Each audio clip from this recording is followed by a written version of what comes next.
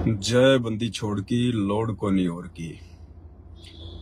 भाई और बहनों, अभी कुछ ही दिन पहले, 1 या 2 दिन पहले, हिसार जेल से सतगुरु रामपाल जी परमेश्वर जी की एक ऑडियो आई थी, विशेष संदेश नंबर 60। और उस विशेष संदेश नंबर 60 में सतगुरु रामपाल जी परमेश्वर जी ने, क्योंकि वर्तमान का समय तो परीक्षा का समय है और परमात्मा तो कोई भी कारण बना के किसी भी बहाने से भगत की परीक्षा लेंगे ही लेंगे। तो आप जी सतगुरुदेव भगवान के द्वारा ली गई उस परीक्षा में फेल हुए या पास हुए, आज हम इसी के ऊपर ये वीडियो बनाने जा रहे हैं। आप सभी भाई बहन लाइव जुड़िए, वीडियो को ज्यादा से ज्यादा व्हाट्सएप के ग्रुपों में, फेसबुक के ग्रुपों में, फेसबुक आईडी पर शेयर कीजिए।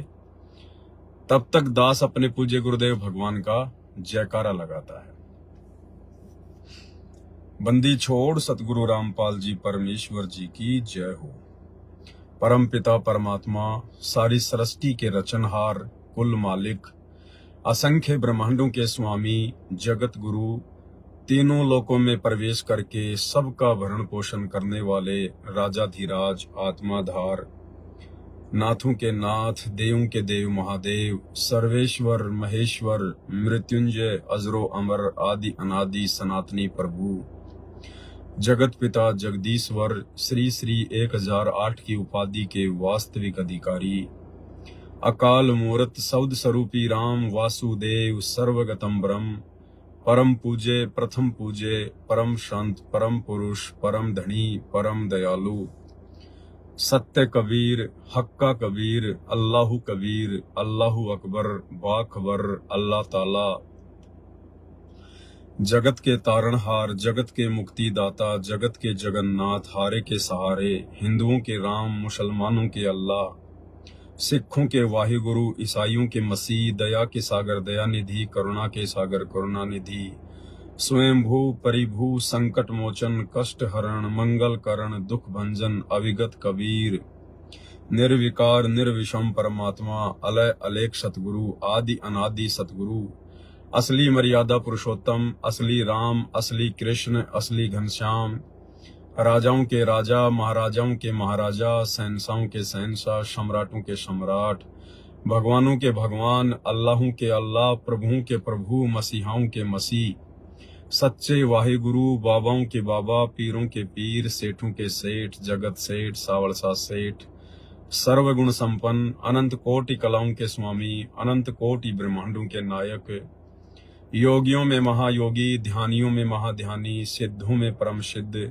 ज्ञानियों में तत्व ज्ञानी, ब्रह्म ज्ञानी, महाज्ञानी, परम ज्ञानी, सर्वश्रेष्ठ ज्ञानी, विज्ञानी, युवा कबीर, समृत कबीर, असमवात, अमित ओजा, सच्चे रहनुमा, करीम अल्लाह, सुभान अल्लाह, दुनिया के अंतिम पैगंबर, 8 सितंबर 1951 से गांव धनाना, जिला सोनीपत, हरियाणा, भारतवर्ष की पावन भूमि में प्रकट रियल कल की भगवान श्री नारायण साकार हरि, श्री बाबा साहेब स्वयंभू संत श्रोमणी सतगुरु रामपाल जी परमेश्वर जी के चरण कमल में साध संगति से जुड़े हुए आप और हम सभी सत्सेवक भाई बहनों का अनंत कोटि दंडवत प्रणाम। सत्साई भाई और बहनों, एक शिष्य के द्वारा, एक भगत के द्वारा अपने भगवान की, अपने सतगुरु की जो महिमा की जाती है, उनके शुभ नाम से पहले, उनके पवित्र नाम से पहले जो उपमात्मक उपाधियां दी जाती हैं, ये कोई सामान्य उपाधियां नहीं हैं। क्योंकि ये जितने भी उपाधियां हैं, दास तो खैर कुछ भी नहीं बोल पा रहा है। अगर एक मनुष्य जिसकी 100 साल की उम्र हो और 100 साल तक 24 घंटे दिन रात प्रत्येक श्वास में यदि वो इसी प्रकार से अपने गुरुदेव की उपमात्मक उपाधियों का नाम लेता रहे, तो 100 साल में भी उस परमात्मा की उपमात्मक उपाधियों के नाम समाप्त नहीं होने वाले। इतनी महिमा है सतगुरु रामपाल जी परमेश्वर जी की, इस कबीर भगवान की। तो हम तुच्छ बुद्धि कैटेगरी के जीव, हम क्या परमात्मा की महिमा कर सकते हैं। लेकिन इस कलयुग में परमात्मा ने हमें जो मौका दिया है, जो सौभाग्य दिया है परमात्मा ने, हम तुच्छ जीवों की तुच्छ जिव्या के माध्यम से अपनी महिमा करवाने का, तो इसका तो हम कम से कम भरपूर लाभ उठाएं जितना हम गुरुदेव की महिमा कर सकते हैं। क्योंकि जितनी उनकी महिमा की जाएगी उतने ही हम पुण्य के भागी बनते हैं। हर प्रकार से परमात्मा हमारी भक्ति बनवाते हैं। तो भाई और बहनों, ये कोई सामान्य उपाधियां नहीं है। और जिस महापुरुष के लिए, जिस परम पुरुष के लिए, जिस परमपिता परमेश्वर के लिए ये उपाधियां बनी हैं, आज ये उन्हीं के नाम से पहले सुशोभित की जा रही है। तो हमें इनका पूरा लाभ मिलेगा, भरपूर लाभ मिलेगा। और कितना लाभ है इनका? मात्र अपने गुरुदेव भगवान की महिमा का, उपमात्मक नाम बोलने का भी कितना लाभ है। अब सांसारिक दृष्टि में आप किसको सबसे बड़ा भगत मानते हैं? अब सांसारिक दृष्टि में मान लीजिए कोई बहुत बड़ा मंदिर है हिंदुओं का, जैसे तिरुपति का मंदिर है, जगन्नाथ का मंदिर है। तो चलो, जगन्नाथ के मंदिर के जो पांडे हैं, उसमें 10 पांडे हैं या 20 हैं या 50 हैं, जितने भी पांडे हैं जगन्नाथ के मंदिर में, 100 से कम तो क्या होंगे, क्योंकि इतना बड़ा मंदिर है, इतना बड़ा वहां का मैनेजमेंट है। कम से कम 100 पांडे मान लो।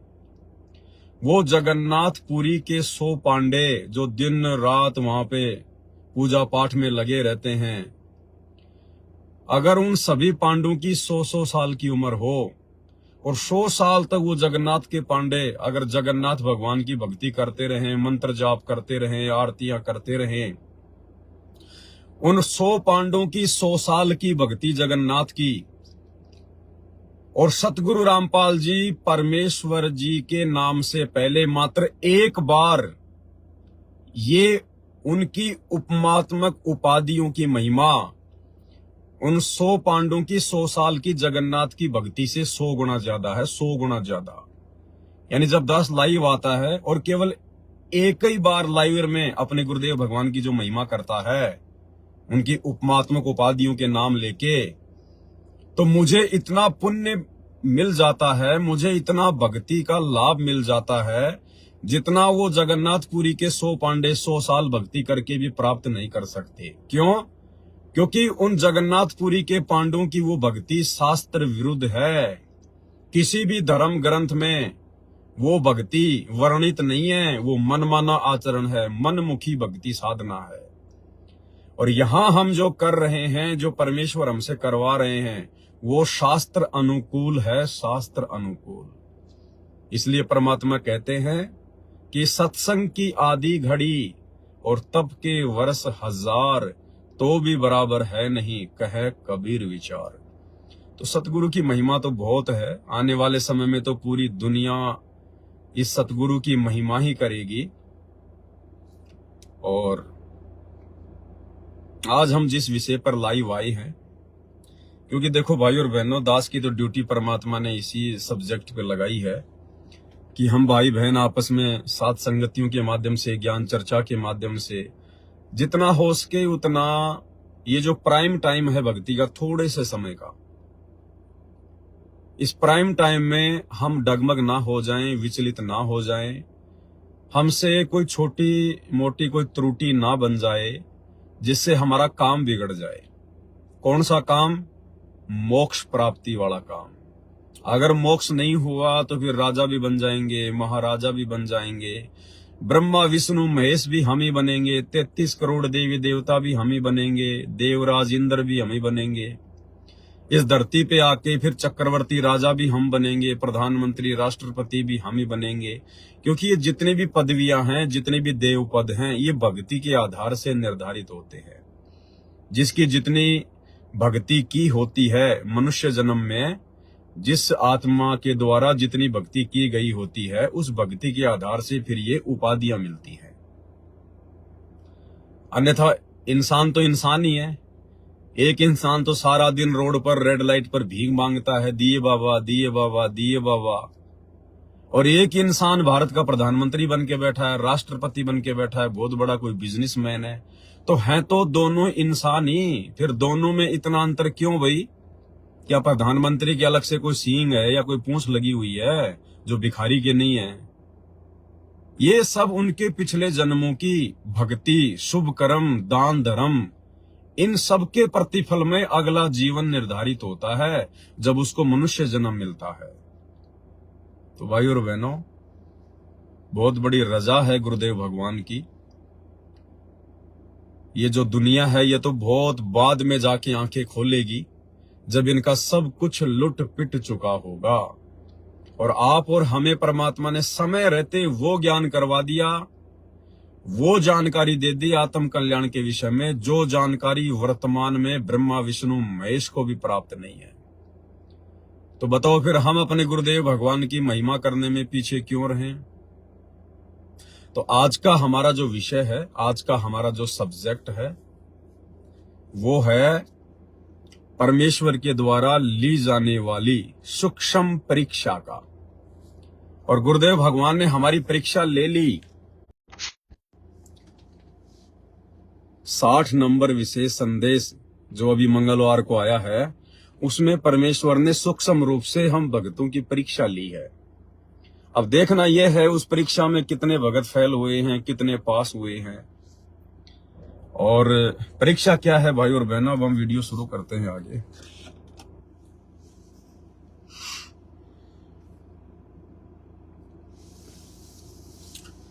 विशेष संदेश नंबर 60 तो आप सभी भाई बहनों ने सुना ही होगा, जो सतगुरु रामपाल जी परमेश्वर जी के फॉलोवर हैं। और इसमें परमात्मा ने एक जगह एक मुरली की आवाज का जिक्र किया है। मुरली की आवाज, जो कि एक समय इस भक्ति में ऐसा आता है, जब हम उस लेवल पर पहुंच जाते हैं, हम उस स्टेज पर पहुंच जाते हैं, तो ना चाहते हुए भी हमें कानों से मीठी मीठी एक मुरली की आवाज सुनाई देती, एक ध्वनि सुनाई देती है। और वो बहुत मीठी होती है, बहुत आनंददायक होती है। उस मुरली की आवाज के आगे यहाँ पर धरती में, इस धरती पर कोई ऐसा कोई साजबाज नहीं है, कोई म्यूजिक नहीं है। यानी अगर इस पृथ्वी पर भी अगर कोई बहुत अच्छा कोई म्यूजिक है, वो भी उसके आगे, जैसे 100 वाट के बल्ब के आगे 0 वाट का बल्ब होता है, उस प्रकार से यहाँ के फिर ये नकली म्यूजिक हमें फीके फीके लगेंगे वो मुरली की आवाज सुनने के बाद। तो परमेश्वर ने उस मुरली की आवाज का जिक्र किया है। और गुरुदेव ने बताया कि मुझे भी सुना करती थी, मैं भी सुना करता था, बहुत सारी बातें उसमें परमात्मा ने बताई हैं। और फिर परमेश्वर ने कहा कि आप चाहो तो सुन सकते हो। क्या कहा गुरुदेव भगवान ने? कि वो काल की है। यानी जो वास्तविक जो मुरली की आवाज है, जो सतलोक में जो मुरली बज रही है, जिसके बराबर दुनिया में कोई मुरली नहीं है, कोई ऐसी मीठी ध्वनि नहीं है, जो मुरली सतलोक में बज रही है, वो हमें इस शरीर में सुनाई नहीं देगी। हाँ, अगर परमात्मा चाहे तो आत्मा को शरीर से बाहर निकाल के कुछ समय के लिए मुरली सुना सकता है। लेकिन जब तक हमारी आत्मा इस शरीर में है, और यदि हमें वो कानों से मुरली की आवाज सुनाई दे रही है, तो वो काल की मुरली है, और वो भी बहुत मीठी है, बहुत मीठी। तो गुरुदेव ने कहा यदि आप चाहो तो कभी कभार उनको सुन सकते हो। और सुनने का तरीका बताया गुरुदेव ने कि एकांत स्थान पर जाकर बैठो, जहां पर कोई शोर शराबा ना हो, कोई डिस्टरबेंस ना हो, और अपने दोनों कानों में उंगली दे लो या कोई रुई वगैरह ठूंस लो, और फिर एकदम आंखें बंद करके ध्यान लगाओ। तो कुछ समय बाद में आपको एक मुरली की आवाज सी सुनाई देगी, जैसे बहुत दूर से कोई आवाज आ रही है, बहुत दूर से, और वो इतना आकर्षित कर देगी आपको। तो गुरुदेव ने विधि भी बताई है कि चाहो तो सुन भी सकते हो कभी कभार।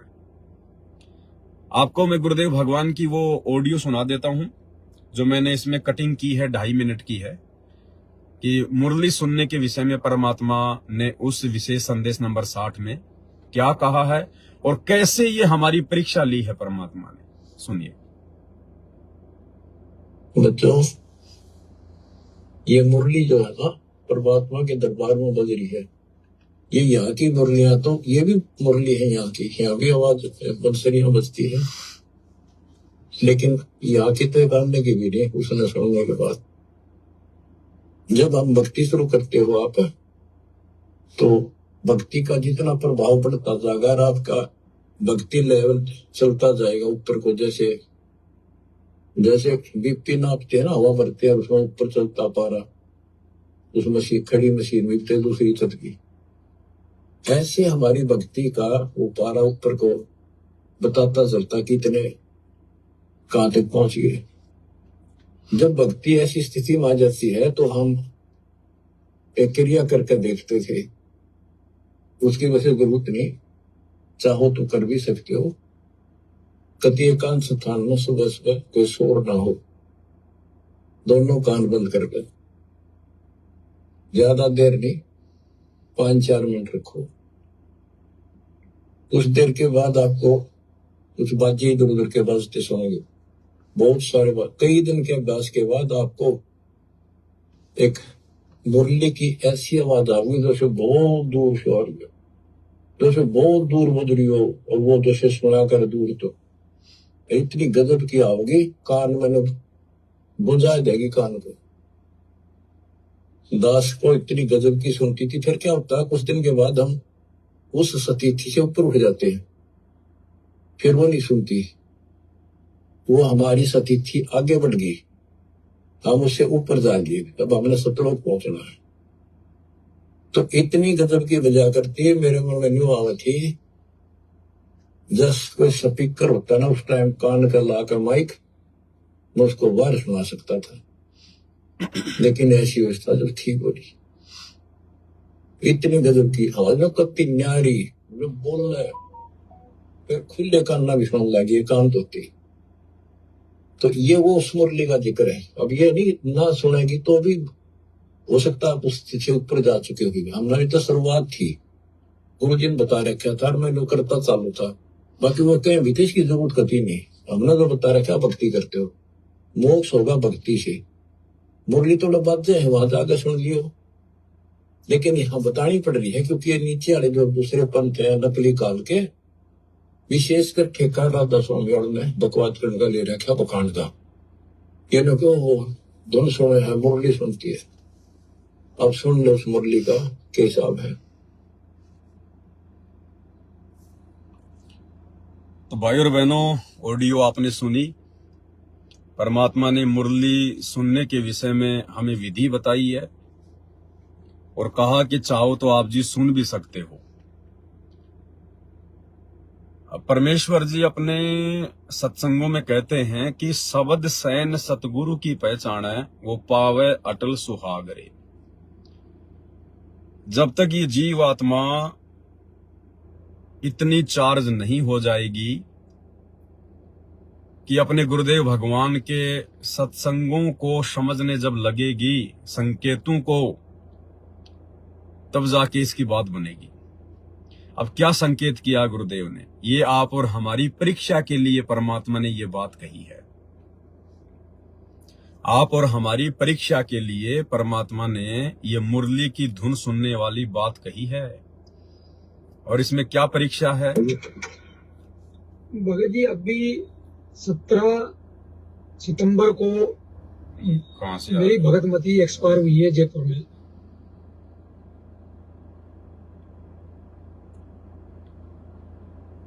तो इसमें हमारी परीक्षा क्या है? दिन रात एक कर दी सतगुरु रामपाल जी भगवान ने हमें इस नकली लोक की स्थिति को समझाते हुए कि ये तो खोकापुर है, खोकापुर। और गुरुदेव कहते हैं, बच्चों तुमने केवल नाम सुना है सुख, लेकिन अभी तुम सुख की परिभाषा से परिचित नहीं हो। 21 ब्रह्मांड में केवल नाम है सुख, लेकिन सुख नाम की यहां पर छींट भी नहीं है। और हर प्रकार से परमात्मा ने जो 5 विकार हैं, जिनमें एक विकार है कर्ण विकार, यानी कान के माध्यम से हम जो मीठी मीठी धुन सुनते हैं, वो भी परमात्मा ने क्या बताया, एक विकार है। और जब तक ये विकार भी हमारा नहीं हटेगा, तब तक हम सतलोक के योग्य नहीं बन सकते। फिर परमात्मा हमें उस विकार में क्यों उलझा रहे हैं? कर्ण विकार बताया परमात्मा ने कि मीठी मीठी धुन सुनना भी एक विकार है, ये काल की साजिश है, काल की चाल है। फिर भाई गुरुजी हमें वो काल की मीठी मीठी धुन सुनने के लिए क्यों कह रहे हैं, और विधि भी बता रहे हैं और आदेश भी दे रहे हैं कि बच्चों तुम सुन भी सकते हो कभी कभार। परीक्षा यही होती है, सतगुरु की परीक्षा।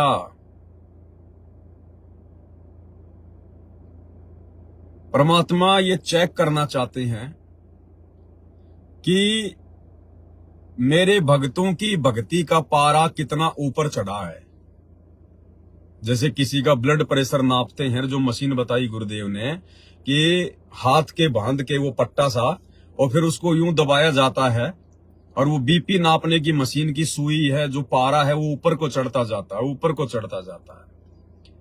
तो गुरुदेव भगवान ने ये चेक करना चाहा है कि मेरी संगत में भक्ति का पारा कितना ऊपर तक चढ़ा है, या खाली ये लोग लातों के भूत हैं, कुछ अपनी कॉमन सेंस भी प्रयोग करते हैं या नहीं करते हैं, मेरे संकेतों को भी समझने लगे हैं या नहीं समझने लगे हैं। ये चेक करने के लिए जब हमें परमात्मा ने इस काल के लोक के हर प्रकार के सुखों से दुखों से परिचित करवा दिया है, तो भला परमात्मा हमें फिर कर्ण विकार में क्यों फंसाएंगे? सिर्फ हमारी भक्ति और हमारे कॉमन सेंस को चेक करने के लिए।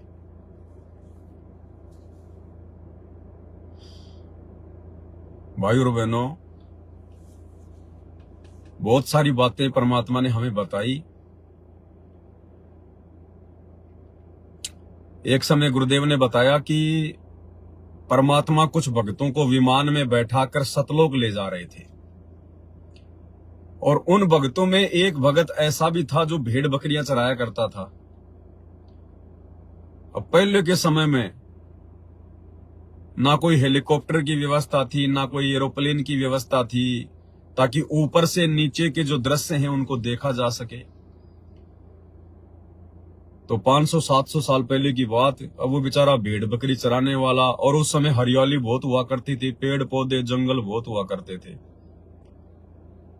अब जो वो भेड़ बकरी चराने वाला भगत परमात्मा के विमान में बैठ के अपने अन्य भगत भाई बहनों के साथ जब ऊपर चलने लगा, तो नीचे से उसने जब अपने गांव को देखा तो बड़ा सुंदर दृश्य दिखाई दिया। पहाड़, नदियां और गांव और खेत खलियान और जंगल और हरे भरे पेड़। तो उसने कहा, अरे देखो रे देखो देखो कितना अच्छा दृश्य है, अरे वाह, अरे कितना सुंदर लग रहा है। भाई आनंद आ गया, मैंने तो ऐसा दृश्य कभी देखा ही नहीं। तो कहते हैं उसी समय वो भगत परमात्मा के विमान से ऑटोमेटिक नीचे गिरने लगा। तो दूसरे भगत ने कहा कि गुरुजी वो फला फला भगत तो नीचे गिर गया विमान से। तो गुरुदेव ने कहा कि बेटा अभी उसको इस काल की व्यवस्था बहुत अच्छी लग रही है। मैंने जो खोकापुर के बारे में तुम्हारे को बताया है, इस नकली लोक के बारे में जो इतने दिन समझाया बताया, इसको तो अभी ये नकली लोक बहुत अच्छा लग रहा है, बहुत सुंदर लग रहा है, इसके मन को आनंद आ रहा था। और बेटा जब तक पूरी तरह से इस नकली लोक के नकली सुखों को हम हृदय से त्याग नहीं देंगे, आत्मा से त्याग नहीं देंगे, जब तक नफरत नहीं बन जाएगी, तब तक भाई तुम सतगुरु के विमान में बैठकर सतलोक जाने के योग्य नहीं बन सकते।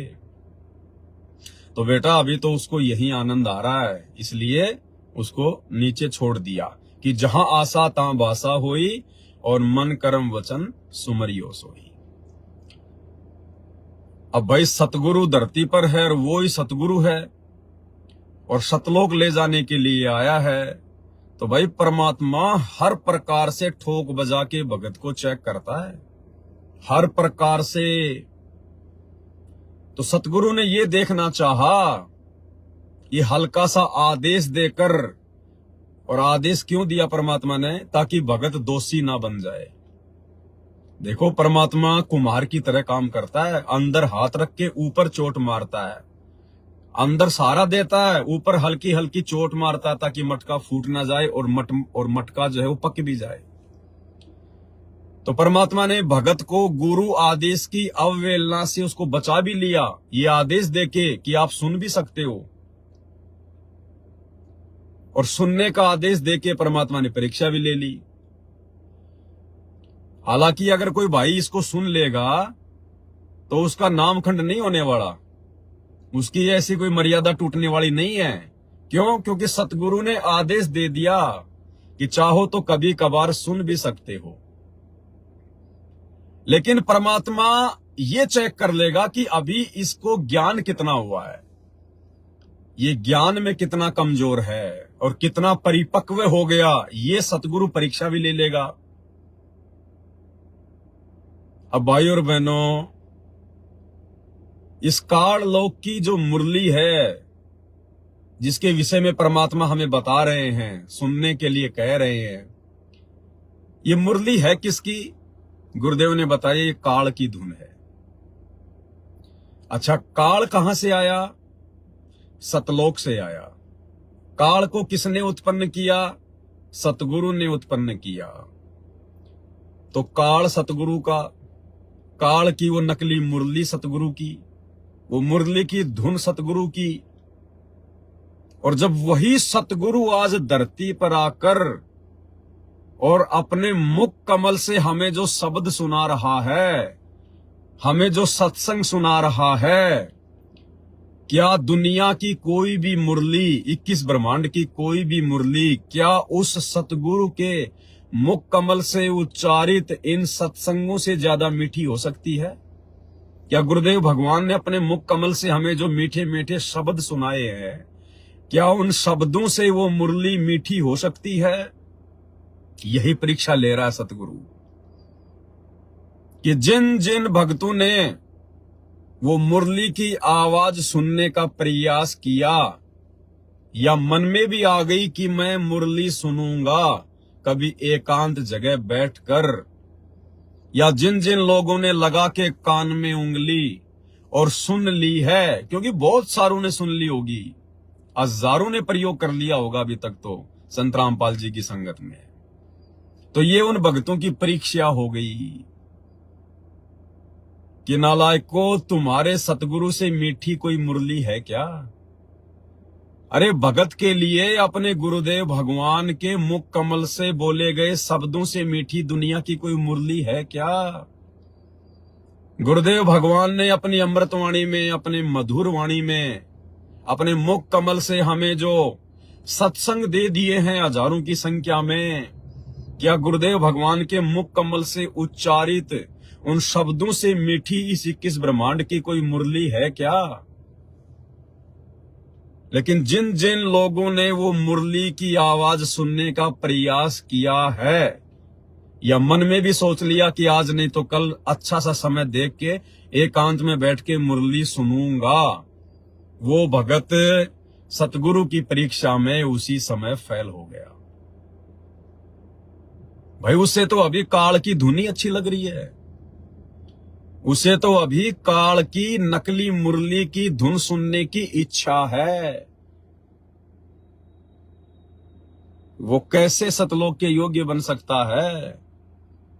अरे परीक्षा लेने के लिए तो कल को जब हम त्रिकुटी पर जाएंगे तो गुरुजी ने क्या बताया कि यही काल, जिस प्रकार वो मुरली की आवाज जीव को फंसाती है, इसका षड्यंत्र है, उसी प्रकार जब हम त्रिकुटी के लिए यात्रा करेंगे शरीर छोड़ने के बाद सूक्ष्म शरीर के माध्यम से, तो 72 करोड़ उर्वशियां एक से एक सुंदर, जो इस पृथ्वी पर कोई औरत सुंदर नहीं है, इतनी सुंदर 72 करोड़ औरतें ये काल हम जीवात्माओं को फंसाने के लिए वहां पर हमारे सामने खड़ी करेगा।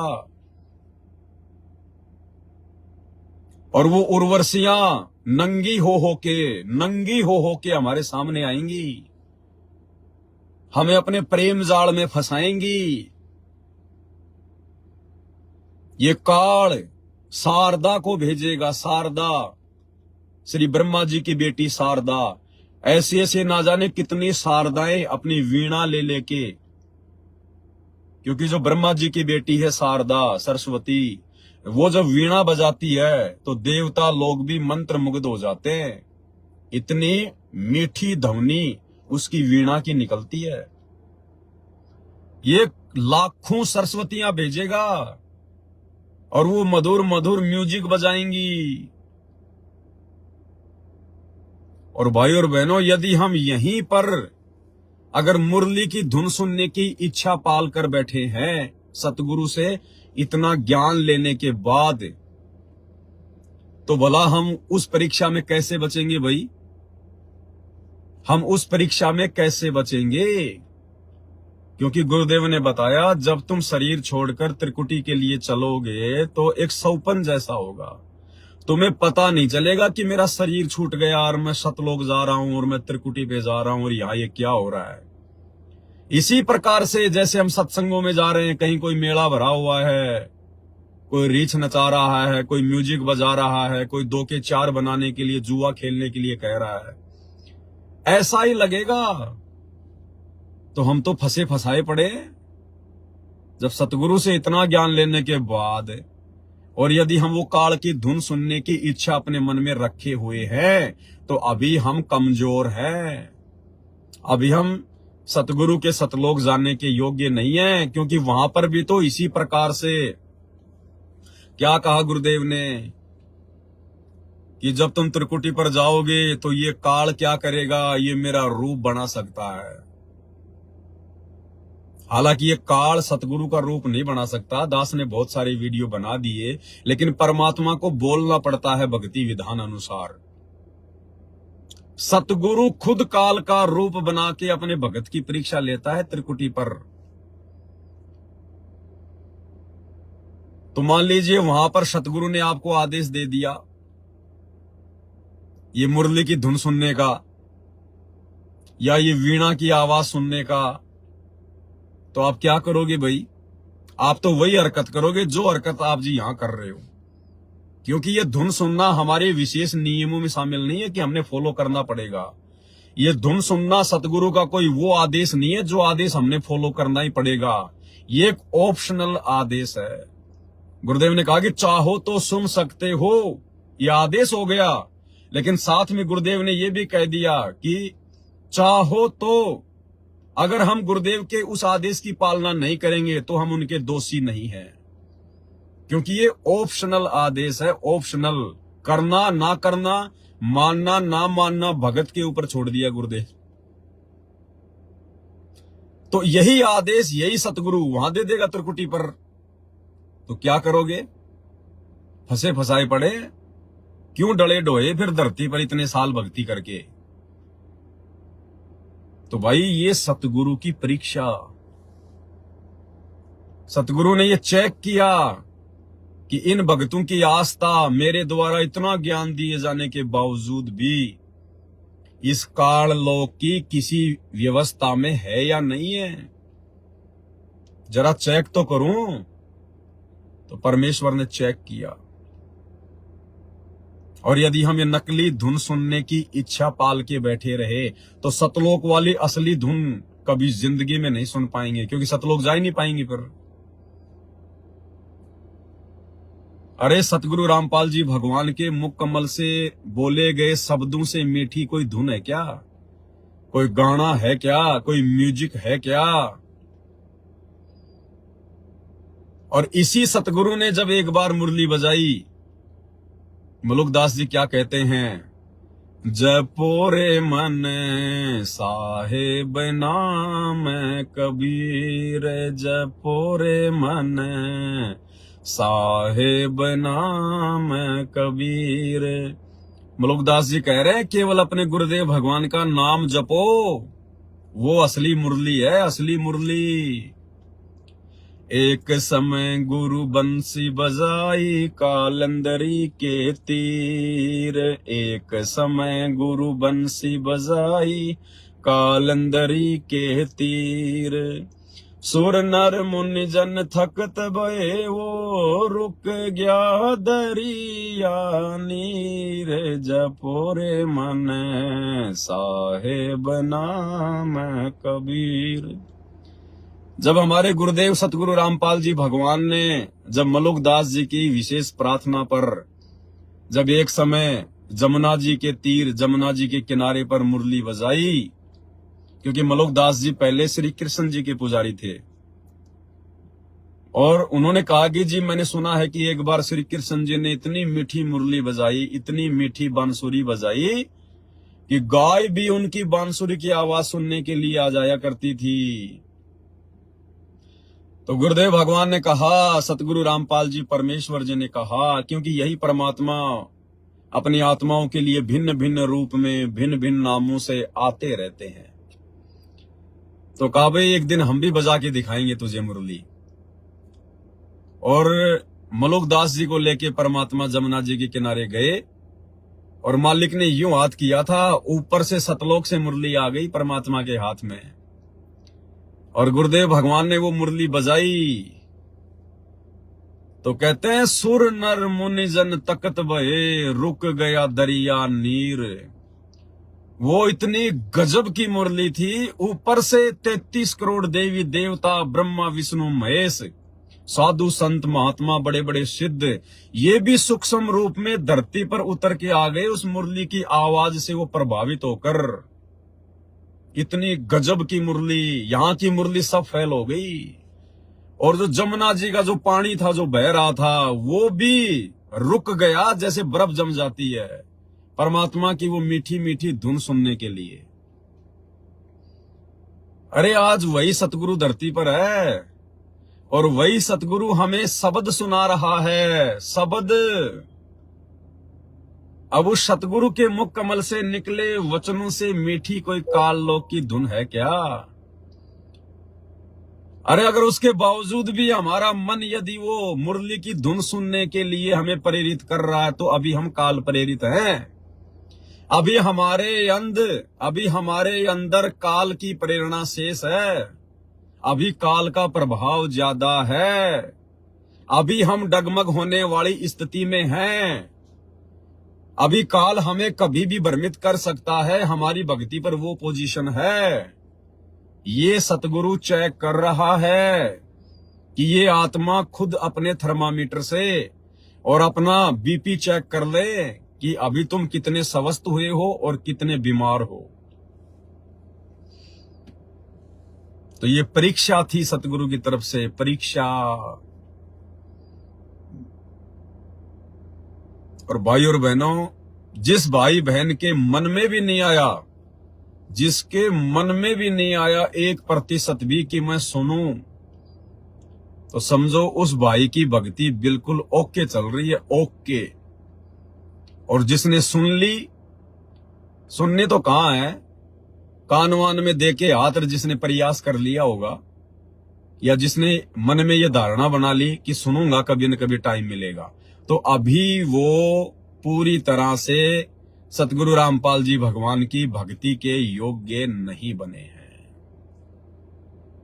तो ये सूक्ष्म परीक्षा थी सतगुरु रामपाल जी भगवान की। और फिर आगे क्या कह दिया गुरुदेव ने, आगे फिर क्या बताया गुरुदेव ने उसी मुरली के विषय में। अगर तुम्हारी मर्यादा खंडित है, मान लो अगर किसी भगत की मर्यादा खंडित है, और यदि उसने वो मुरली की आवाज सुनने का प्रयास किया, क्योंकि वो तो सुनेगा जिसका नाम खंडित है, जिसको ज्ञान पूरा हुआ नहीं, हृदय नहीं छिदाए और देखा देखी भक्ति का रंग नहीं ठहराए, तो वो तो ये प्रयास करेगा ही, जो है वो करेगा। और यदि उस भगत ने वो प्रयास किया, और यदि उसके कोई पिछले भक्ति से, ओम नाम की कमाई से, उसकी पिछली साधना से यदि उसको वो काल की मुरली की धुन सुनाई दे गई, तो क्या कहा फिर गुरुजी ने आगे कि वो धुन इतनी जबरदस्त है फिर तुम काल के जाल में चले जाओगे। फिर तुम दोबारा उसको सुने बिना रह नहीं सकते। वो तुम्हें इतना आकर्षित करेगी, तुम्हें जब भी मौका मिलेगा तुम तुरंत आंख कान नाक बंद करके तुम बैठ जाओगे मुरली सुनने के लिए। और फिर क्या होगा, वो मुरली की आवाज सुनने के लिए जब तुम बैठोगे तो बैठने से तुम्हारा जो है वो तब बन जाएगा। और स्पेशल जब तुम मुरली के लिए बैठोगे, क्योंकि आनंद आएगा। हम जीव हैं, दो कोटि के प्राणी हैं, हमारी क्या औकात है। फिर परमात्मा ने क्या कहा, उस मुरली की धुन सुनने के प्रतिफल में फिर काल क्या करेगा, हजारों वर्षों तक ब्रह्मांड में हवा की तरह घूमते रहोगे तुम ये शरीर छोड़ने के बाद। जैसे भूत घूमते रहते हैं ना, ऐसे जैसे कोई पतंग वगैरह जो है वो कट जाती है, कोई पतंग जो है वो कट जाती है, फिर वो हवा में घूमती रहती है, यूं लेना देना कुछ नहीं है, बस वो हवा में झोले मारती रहेगी। तो गुरुदेव ने कहा कि ये धुन सुनने के प्रतिफल में फिर ये काल हजारों साल तक शरीर छोड़ने के बाद तुम्हारी आत्मा को ब्रह्मांड में घुमाएगा। ब्रह्मांड में बस हजारों साल तक घूमते ही रहोगे तुम, लेना देना कुछ नहीं है फिर।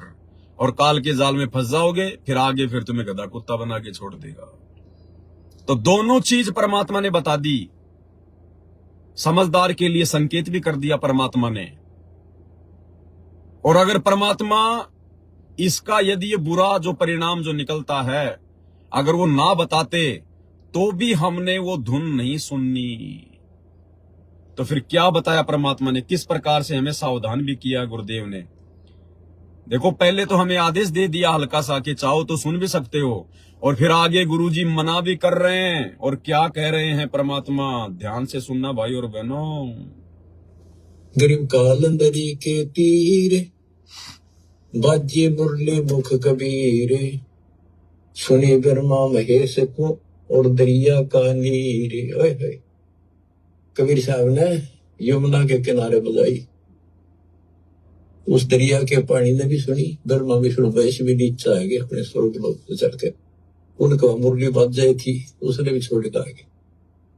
गिरव सूक्ष्म मूर्ति तलोक में छत्र से तसरशीष, बाहर भीतर खेलता कबीर अवगत जगदीश। ग्रीव रंगनाथ अगाध गति, राग रूप हो जात, नूरी रूप हो गया पिंड पुराण सब गात। ग्रीव उस मुरली की टेर सुन, फिर धरत नहीं जून, आसन गगन अजूद बिन, विचरत सुन बेसुन। देखो एक एक वाणी का असर ये बतानी जरूरी है। गरीबदास जी ने इसलिए बता दी कि कोई ना सोचा है कि गरीबदास जी को सारी बातों का बेरा नहीं था, ऊपर के ब्रह्मांड में क्या घटना हो रही है, तो ये बता दिया। अगर यानी गुरुदेव भगवान कह रहे हैं कि मुझे तो बताना जरूरी है, क्योंकि गरीबदास जी लिख के चले गए। तो गुरुदेव कह रहे हैं मुझे तो बताना जरूरी है, नहीं तो कल को लोग ये कह देंगे तुम्हें कि तुम्हारे गुरुजी ने तुम्हें मुरली के बारे में कब बताया था। लेकिन वो क्रिया करना ना करना ये हमारे बुद्धि विवेक के ऊपर है। तो उस मुरली ने सुनने लग गए, फिर ये इतनी गजब की है। क्या कह रहे हैं परमात्मा, यदि फिर तुम उस मुरली को सुनने लग गए कि गरीबदास जी को सारी बातों का बेरा नहीं था, ऊपर के ब्रह्मांड में क्या घटना हो रही है, तो ये बता दिया। अगर तुम उस मुरली ने सुनने लग गए, फिर ये इतनी गजब की है, ये तो मालिक की व्यवस्था से चल रही है। फिर हम उसे आप ऊपर उठ चले जाते हैं तो हम वहां टिकते नहीं, और किसी तरह नाम खंड हो गया और वो वहां तक पहुंच गए, मुरली सुन रहे हो आप उस मुरली की सुनने में इतने लीन हो जाओगे, भक्ति भी छोड़ दोगे, भक्ति भी छोड़, और जब तक बैठ जाओ एकांत में और उसको सुनते रहोगे, इतना आनंद आओगा। तो उससे क्या होगा, बैठने में तो तप हो जाएगा, और उस मुरली को सुनते सुनते जीवन पूरा हो जाएगा। फिर क्या होगा कि आपको उससे ऐसी स्थिति आ जाएगी, आपके उस शरीर में इतनी चार्ज हो जाएगा कि ऊपर घूमते रहोगे जैसे कटी पतंग घूमया करे, ऐसे घूमते रहो जीव आपका। उसको कोई वर्षों तक, कोई हजारों युगों तक वो पुनर्जन्म नहीं, पर वो धक्के नहीं खाए जाएगा, वो भटके जाएगा जैसे गिरा घूमया करे, चलते रहेगा वो अपने आप। उसकी ऐसी स्थिति बन जाएगी, वो रुक नहीं सकता, फिर उस समय पूरा होते फिर पृथ्वी पाओगे। तो ये सारी इसलिए बता रहा हूँ, कोई तुम इससे करना चिपक जाइयो, बतानी इसलिए जरूरी है कि इसमें लिखा है काल नो ना कह जाने वाले, क्या कभी गुरु जी ने आपका ने बताई थी, इसलिए बता रहा हूँ, क्योंकि काल बहुत उस्ताद है। आने वाले समय में कभी ना कभी कोई काल का दूत ये तो आते रहेंगे, पर अब ऐसी स्थितियां भी तो इनकी बात करेगी नहीं, वो घने कर्महीन होंगे वही निकलेंगे, अच्छे आत्मा नहीं जा सकती, क्योंकि इतना ज्ञान गजब का देते उन तौर तक कख भी को ना, जिनके पीछे लग गए ये उसको जानते नहीं, वो जागा जिसने ज्ञान ठीक से नहीं सुन रखे हमारा, वो तो फिर काल का एजेंट है, जाओ या रहो।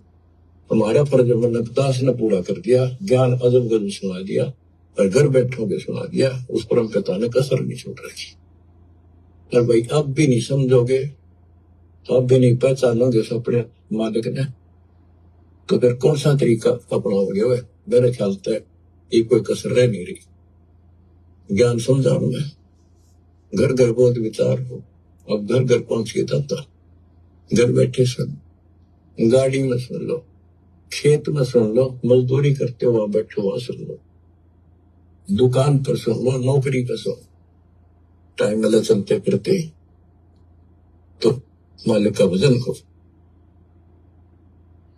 तो बताओ भाई और बहनों, परमात्मा ने उस मुरली का नुकसान भी बता दिया, और लास्ट में गुरुजी ने यह भी कह दिया तुम उसी के चिपक के मत रह जाना।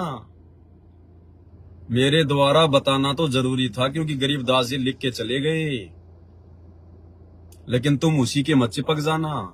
और शुरू में गुरुजी ने आदेश भी दे दिया कि चाहो तो सुन भी सकते हो, और फिर उसके नुकसान भी बता दिए। और उसके बावजूद भी यदि किसी मूर्ख ने ये सुनने का प्रयास किया है, ये ऑडियो सुनने के बाद, या जिसके मन में भी आई है कि मैं सुनूंगा देखे कभी न कभी, तो भाई अभी वो भगत भक्ति मार्ग में बहुत कमजोर है। अभी उसको काल के नकली सुख ही अच्छे लग रहे हैं। अरे जब तक हम इस काल के लोक की तरफ से, इस काल की तरफ से जीवित नहीं मर जाएंगे, गुरुदेव ने यही तो समझाया, और यही तो परमात्मा का प्रयास है कि झूठे सुख को सुख कहे तू मान रहा मनमोद, ये सकल चबीना काल का, कुछ मुख में कुछ गोद। हमने तो अपने जो बेटा बेटी हैं, जो प्रॉपर्टी है, जो धन संपत्ति है, हमने तो उसका भी ज्ञान को आधार बना के आत्मिक रूप से मोह छोड़ना जो है वो पड़ेगा। ठीक है, जब तक परिवार में रह रहे हैं, सबके साथ प्यार प्रेम से रहना है, जिम्मेदारियां निभानी है, लेकिन वो मोह ममता हमने त्यागनी पड़ेगी कि ये मेरे नहीं है, इनमें सुख नहीं है, ना मुझे ये सुख दे सकते, मुझे सुख देंगे मेरे संस्कार, मेरे अच्छे कर्म, मेरी भक्ति।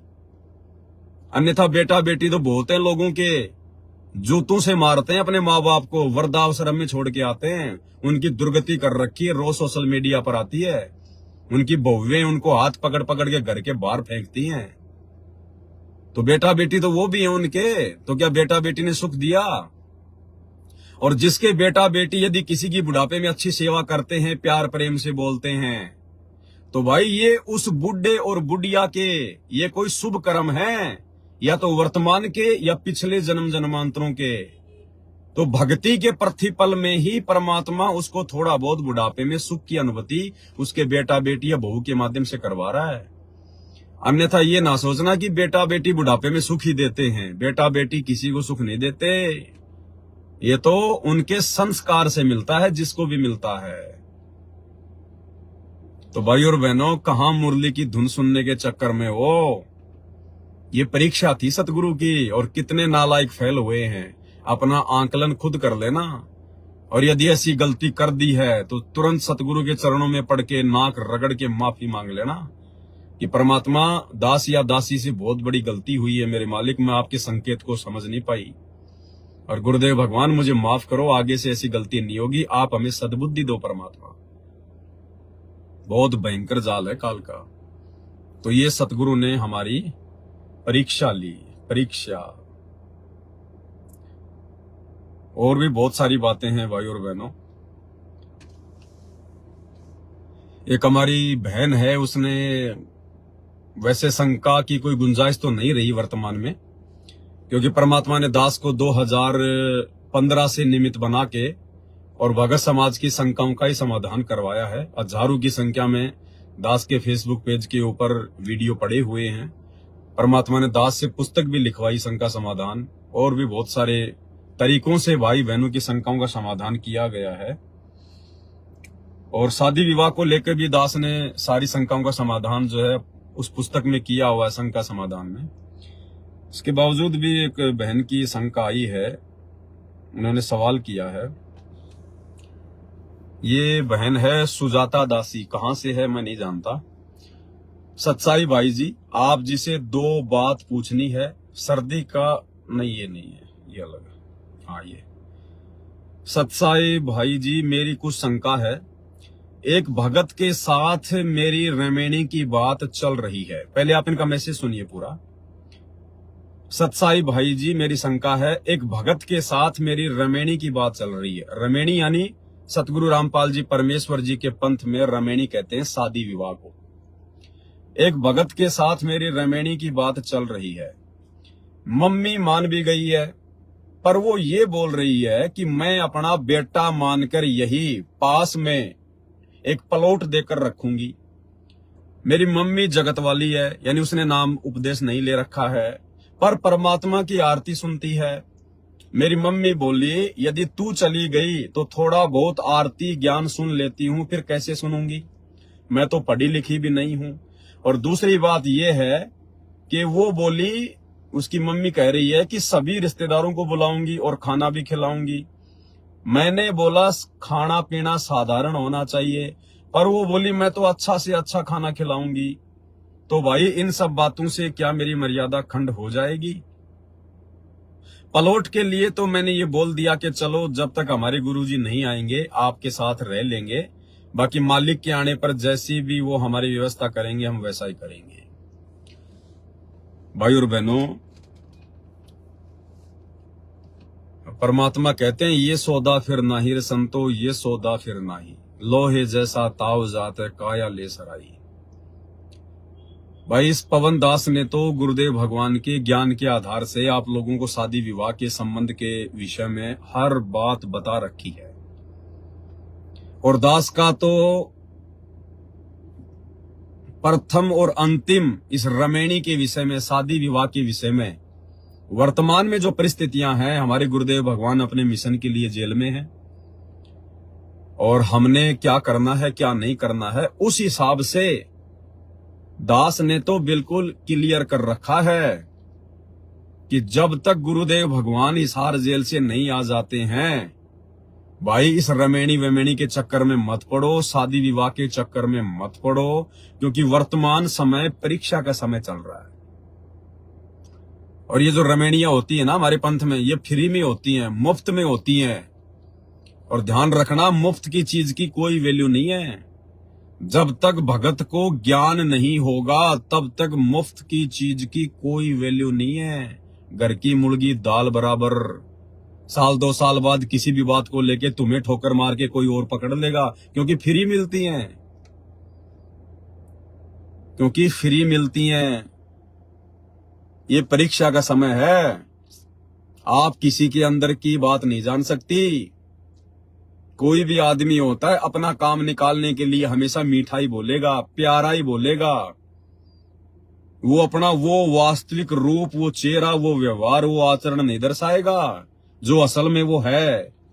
लेकिन अपने स्वार्थ के लिए, अपना काम निकालने के लिए गधा भी जो है गाय बन के पेश आएगा। तो ये परीक्षा का समय है भाई। और इस परीक्षा के समय में मैं पवन दास ना तो अपने सत्सेवक भाई बहनों के समर्थन में हूं, और सतलोक आश्रम मैनेजमेंट हरियाणा की तो बात ही छोड़ दीजिए, उनका तो कोई हिसाब किताब ही नहीं है। और सतलोक आश्रम मैनेजमेंट हरियाणा में जो रमेणियां होती हैं, जो ब्याह शादी होती हैं, क्या आप लोगों ने उनसे शिक्षा नहीं ली? कितनी हमारी बहनों को गर्भवती करके छोड़ रखा है। कितनी बहनों के 1 संतान 2 संतान होने के बाद में उनको पियर में छोड़ रखा है, और दूसरी रमेणियों की तैयारी कर रहे हैं, क्योंकि फ्री में मिलती है। फ्री में बाप जेल में बैठा है, किसी को कोई डर नहीं है, समाज की कोई शर्म नहीं है। तो भाई ये परीक्षा का समय है। मेरे से इस विषय में पूछने की आवश्यकता नहीं है। ये तो मैं जानबूझ के इस मैटर पर आप लोगों के साथ में चर्चा कर रहा हूं, अन्यथा इस बहन को जवाब देने की मुझे कोई आवश्यकता नहीं है, क्योंकि इस विषय में दास हर बात बोल चुका है। और क्या कह रही है बहन? एक भगत के साथ मेरी रमेणी की बात चल रही है, तो बहन आप मर्यादा में नहीं हो, आपकी मर्यादा खंडित है गुरुदेव के ज्ञान आधार से, साथ संगति के नियम और मर्यादाओं के आधार से। क्योंकि जब तक हमारी शादी हो नहीं जाती है, जब तक हमारी रमेणी नहीं हो जाती है, तब तक हम किसी को भी विषय वासना की दृष्टि से नहीं देख सकते। और आप तो खुद ही रमेणी की बात चला रही हैं उसके साथ में, अपने गुरु भाई के साथ में आप खुद ही रमेणी की बातें कर रही हैं। तो आपकी भक्ति कहां चल रही है? आपकी मर्यादा कहां है? जब तक रमेणी नहीं हो जाती तब तक हर व्यक्ति को अपने भाई की दृष्टि से देखना है। क्या आपको नहीं पता इन सब बातों का? ये कॉमन सेंस की बात नहीं है क्या? और आप तो खुद ही उस भगत से अपनी शादी की बात कर रही हैं, तो आप दोनों के अंदर रमेणी से पहले भाई बहन वाली बातें कहां हैं? भले आप लोगों ने शारीरिक रिश्ते ना बनाए हों, लेकिन आप लोगों के विचार तो फिर वही गंदे हो गए। पति पत्नी की दृष्टि से, प्रेमी और प्रेमिका की दृष्टि से आप लोग एक दूसरे से बातें कर रहे हैं कि भाई रमेणी कब करोगे, आप कहां के रहने वाले हो, कैसे रमेणी होगी। तो ये बातें कोई गुरु बहन या गुरु भाई आपस में थोड़ी कर सकता है। आप दोनों तो आपस में भाई बहन हैं, और भाई बहन आपस में कैसे अपनी शादी की बातें कर सकते हैं? या तो आपके माता पिता करेंगे, या आपके रिश्तेदार करेंगे, या आपके कोई अन्य गुरु भाई बहन करेंगे।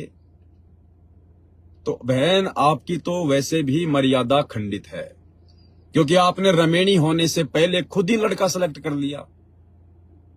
तो उस लड़के की भी मर्यादा खंडित है, जो भी है वो, हमें किसी का नाम जानने की आवश्यकता नहीं है। और आपकी भी मर्यादा खंडित है। और ध्यान रखना भाई और बहनों, जिसको इस पवन दास ने मना किया है, जिन जिन लोगों ने मेरे से रमेणी की बात की है, और जिन जिन को दास ने मना किया है, और यदि जबरदस्ती उन्होंने रमेणी की है, तो भाई वो परमात्मा से नीचे गिरे, नीचे। उनकी रमेणियां सक्सेसफुल नहीं है, सफल नहीं है। क्योंकि दास जो बात बोलेगा परमात्मा के विधान और मर्यादा के अनुसार बोलेगा। ये दुनिया को नहीं लेना देना इन बातों से। जगत वाले नहीं जान पाएंगे हमारे नियम, मर्यादा, हमारी बातें। ये तो आगे चल के इन लोगों को इन बातों का पता चलेगा। तो आप जी शादी होने से पहले कैसे उस लड़के से शादी विवाह की बातें कर सकती हो? आप मर्यादा में नहीं हो, आपके विचार गंदे हैं, और फिर अपने आप को सत्सेवक कहते हो आप लोग। तो भाई और बहनों, अब इन बातों पे विचार करो। और क्या जल्दी हो रही है भैया? ऐसी क्या जल्दी हो रही है फिर तुम्हारे में और सतलोक आश्रम मैनेजमेंट हरियाणा वालों में क्या अंतर है?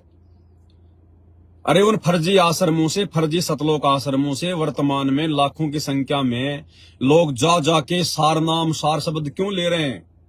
क्योंकि उनको अपने गुरु पर विश्वास नहीं है। क्या पता गुरु जी जेल से आएंगे, नहीं आएंगे, उम्र कैद की सजा है, फलाना है, दिखना है। क्या पता बाद में सार नाम मिले ना मिले, मेरा शरीर छूट जाए, मैं सतलोक जाऊं ना जा पाऊं।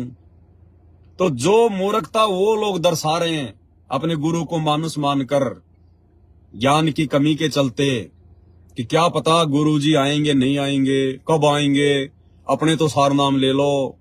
अरे बस का ड्राइवर और 5-10 मिनट के लिए कहीं बाहर चला गया हो, बस का ड्राइवर 5-10 मिनट के लिए कहीं बाहर चला गया हो, या बस से नीचे उतर गया हो, हैं, और तुम सीट के लिए लड़ाई झगड़ा कर रहे हो, मारामारी कर रहे हो, और बस में ड्राइवर है ही नहीं, तो चाहे वो वोल्वो बस क्यों ना है, बैठे रहो सारा दिन।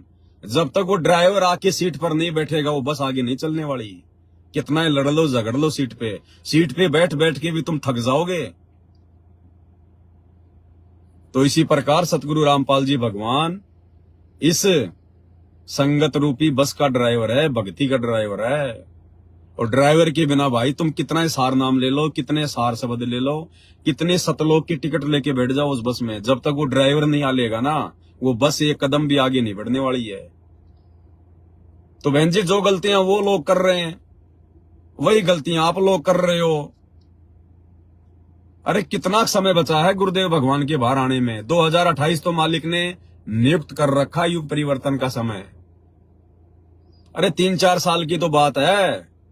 तो क्या विश्वास नहीं अपने गुरुजी पर? 3-4 साल में क्या तुम बूढ़ी हो जाओगी और भगत बूढ़ा हो जाएगा? और हो जाओ तो लाख बार हो जाओ। क्या शादी करने के लिए पैदा हुए हो क्या? क्या ये बच्चे पैदा करने की मशीन बनने के लिए तुम पैदा हुई हो क्या? अरे ये झूठा सुख, ये झूठा आनंद लेते हुए तुम्हें कितने युग बीत गए? कौन से दिन गुरुजी के ज्ञान को समझोगे? अरे भक्ति तो तुम्हें आज मिली है ना, और आज से पहले तुमने क्या किया? अरे इस मानव जन्म से पहले तुम्हारे अरबों खरबों मानव जन्म हो चुके हैं। तुमने यही तो किया था, बच्चे तो पैदा किए और क्या भक्ति करी है?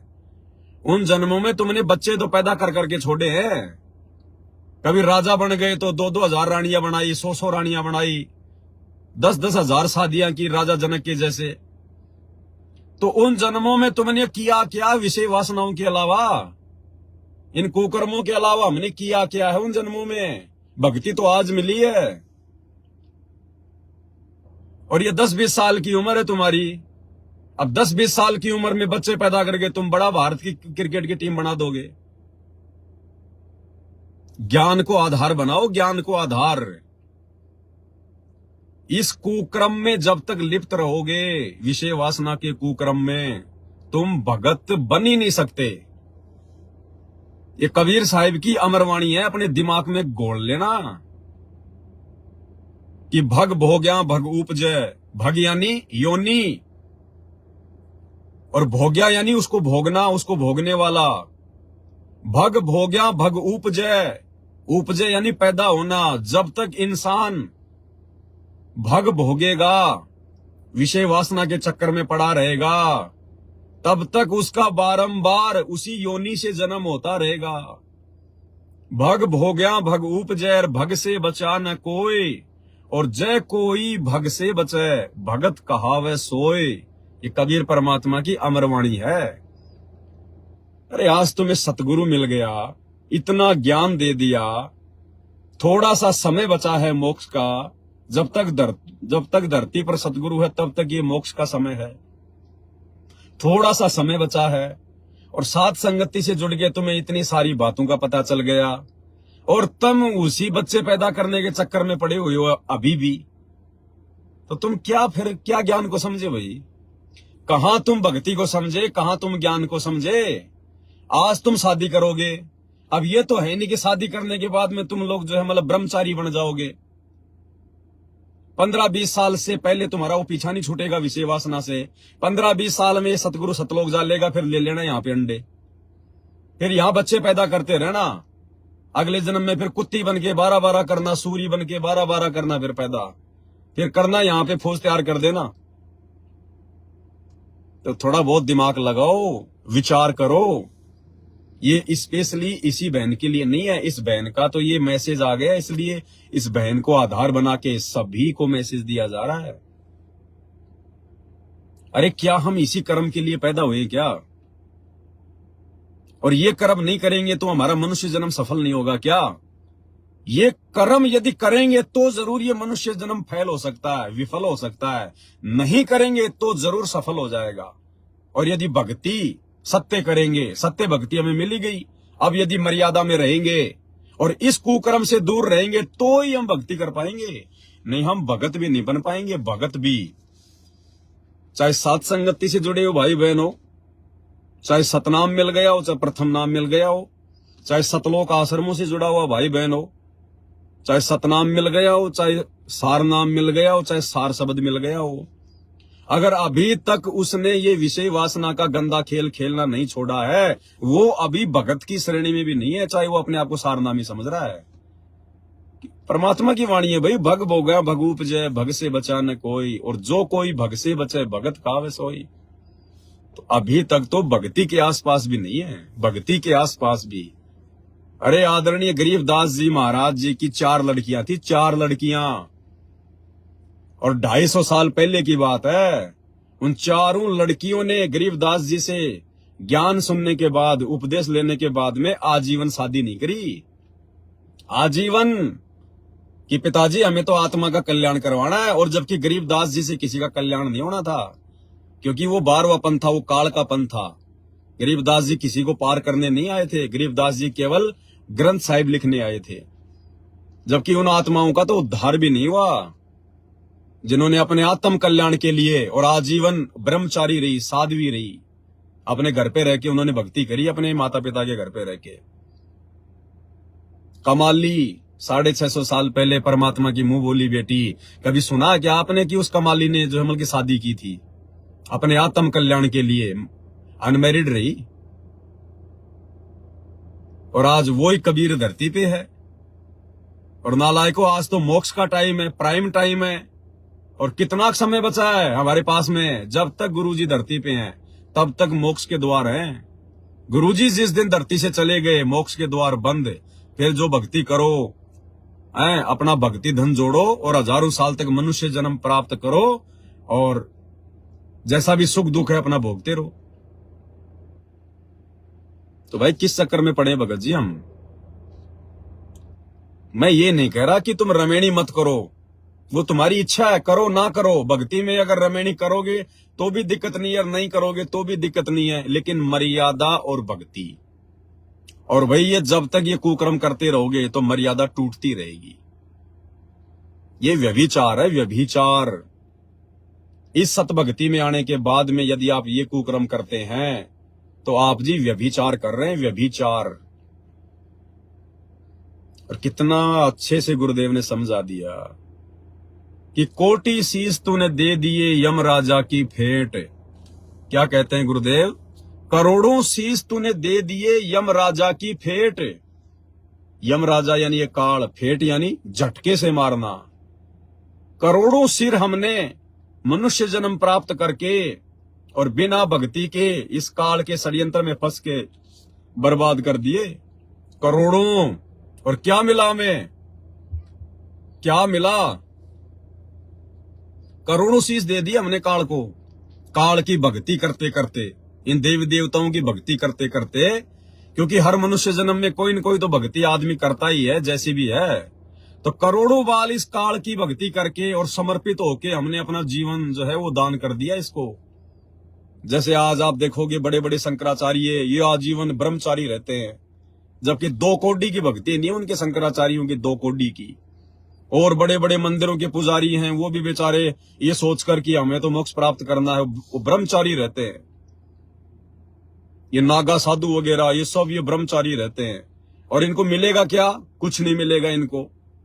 तो गुरुदेव कहते हैं तूने अज्ञानता में करोड़ों सिर, ये करोड़ों मानव जन्म तूने काल की भक्ति पे बर्बाद कर दिए मोक्ष के लिए। कोटि शीश तूने दे दिए यम राजा की फेंट। फेंट यानी झटके से मारता है ये। कहीं आपस में लड़ाई झगड़ा करवा देगा, कहीं बॉर्डर पे कोई दुश्मन सिर काट देगा, बहुत सारी वजह से। और एक सिर दे के देख ले सतगुरु अपने की भेंट। और गुरुदेव कह रहे हैं एक सिर यानी एक मनुष्य जन्म केवल तू अपने सतगुरु को समर्पित कर और देख सतगुरु तुझे उसके प्रतिफल में क्या देता है। लेकिन प्रेम से भेंट करना है, समर्पित होना है अपने आत्म कल्याण के लिए। कहते हैं एक सिर दे के देख ले, एक मनुष्य जन्म समर्पित हो जा अपने गुरु जी के चरणों में। करोड़ों बार तो समर्पित हो गए, तूने काल के जाल में जाके देख लिया, तेरे को कुछ नहीं मिला गधे कुत्ते सुअर की योनि के अलावा। और एक सिर अपने सच्चे सतगुरु की भक्ति को दे के देख ले। सिर देने का मतलब क्या है? समर्पित। समर्पित कि मुझे तो मोक्ष ही करवाना है। बाढ़ में गया मैंने असंख्यों बार, सुअर बन के 12-12 बच्चे पैदा किए, कुतिया बन के मैंने 8-8 बच्चे पैदा किए, राजाओं की रानियां बन के मैंने कितने बच्चे पैदा किए, आम मनुष्य जन्म प्राप्त करके मैंने कितने संतानें पैदा कर दी। क्या मिला? कहां है आज वो बच्चे भी कहीं गधे कुत्ते सुअर बन के घूम रहे हैं। और ये 10-20 साल की उम्र है और 10-20 साल की उम्र में तुम कौन सा भाई वो वर्ल्ड रिकॉर्ड बना लोगे तुम शादी करके। तो भाई और बहनों, दास की प्रार्थना है, विनती है, ये मौका हाथ से अगर निकल गया ना, फिर शादियां करेंगे, फिर अगले जन्मों में और क्या करेंगे, फिर मनुष्य जन्म प्राप्त करेंगे, फिर ये भक्ति तो मिलनी नहीं है, ये सतगुरु तो सतलोक चला जाएगा, फिर हमें मनुष्य जन्म मिलेंगे और हजारों मनुष्य जन्म मिलेंगे इस भक्ति के प्रतिफल में। और वो हजारों मनुष्य जन्म प्राप्त करके फिर हम कौन सा वो किला तोड़ेंगे, ये शादियां करके बच्चे तो पैदा करेंगे।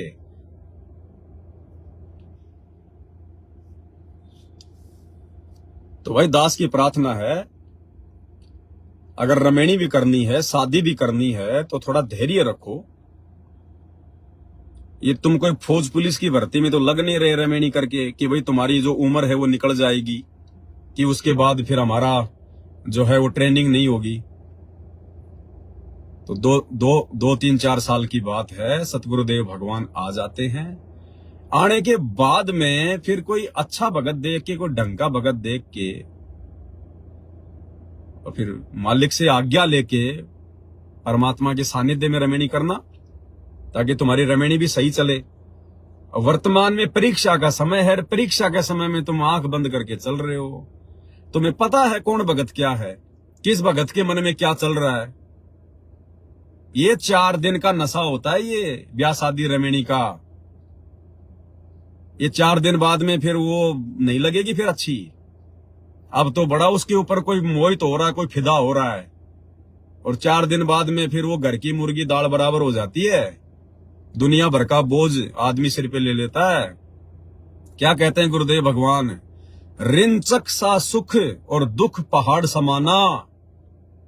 रिंचक यानी थोड़ा सा सुख, और दुख पहाड़ समाना यानी 2 मिनट का वो सेज का सुख, वो पलंग का सुख, 2 मिनट का बेड का सुख, और दुख पहाड़ समाना। और उसके बाद में वो मूर्ख आदमी दुनिया भर की आपत्तियों पहाड़ जैसा दुख लेके घूमता है पूरी जिंदगी, करके बच्चे पैदा, फिर उसको स्कूल भेजना, उसकी ड्रेस लाना, और आज उसको ये करना, और फिर उसकी कोचिंग करवाना, और फिर कभी बीमार हो गया, कभी क्या हो गया, फिर उसकी ब्याह शादी की चिंता, फलाना दिखना, कोई उल्टा काम कर दिया तो फिर मुकदमेबाजी। तो परमात्मा कहते हैं रिंचक सा सुख, जरा सा सुख, और दुख फिर पहाड़ समाना। ये तो बूर के लाडू बताए परमात्मा ने, बूर के लाडू खाओ तो भी पछताओ और ना खाओ तो भी पछताओ। लेकिन आप और हमें तो ज्ञान दे दिया परमात्मा ने, जड़ बता दी। तो भाई देखो, मैं रमेणी वगैरह के लिए मना नहीं करता, लेकिन जो बातें हैं जो भक्ति मार्ग के अनुसार, जो बातें भक्ति मार्ग में बाधक हैं, और ये जो समय चल रहा है वर्तमान में, ये कितना इंपॉर्टेंट समय है, इसकी महत्वता कितनी है, भाई दास को बताना जरूरी है।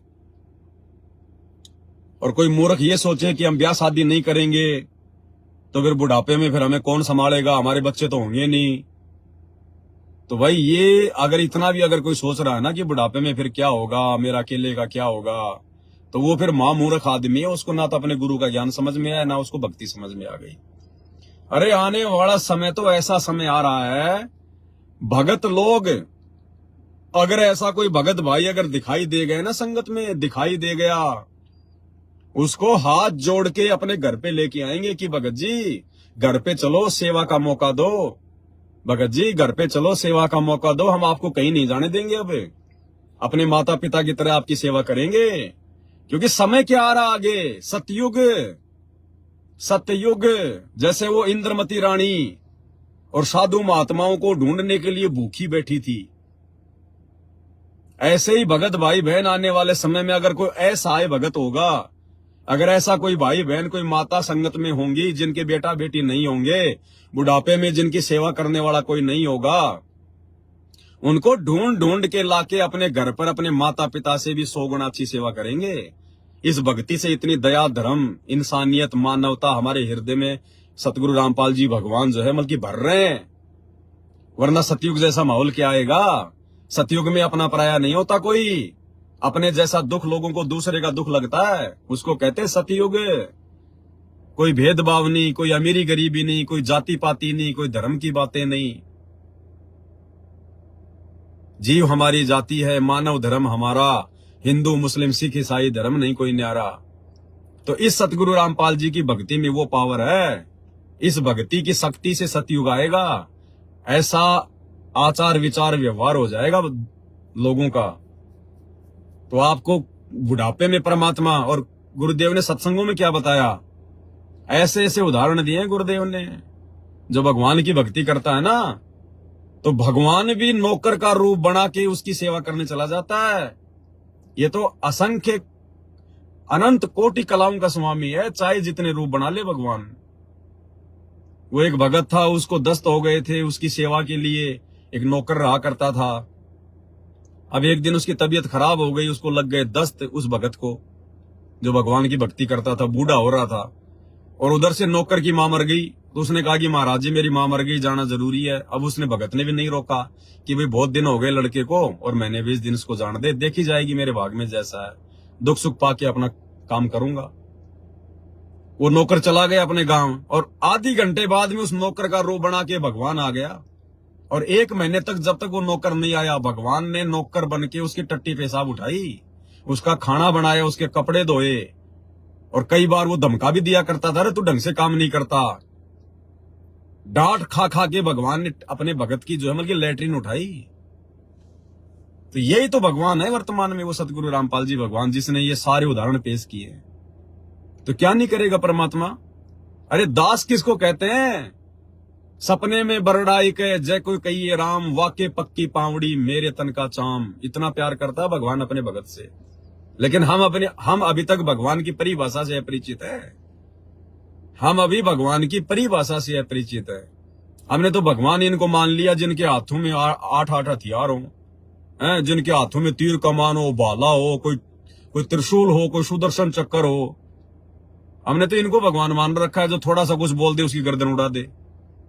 तो अभी तो हम भगवान की परिभाषा से भी अपरिचित है। भगवान किसे कहते हैं, भगवान वो है जो केवल सुख दे, दुख नाम की चीज ना दे, उसको कहते हैं भगवान। हर प्रकार की वस्तु दे,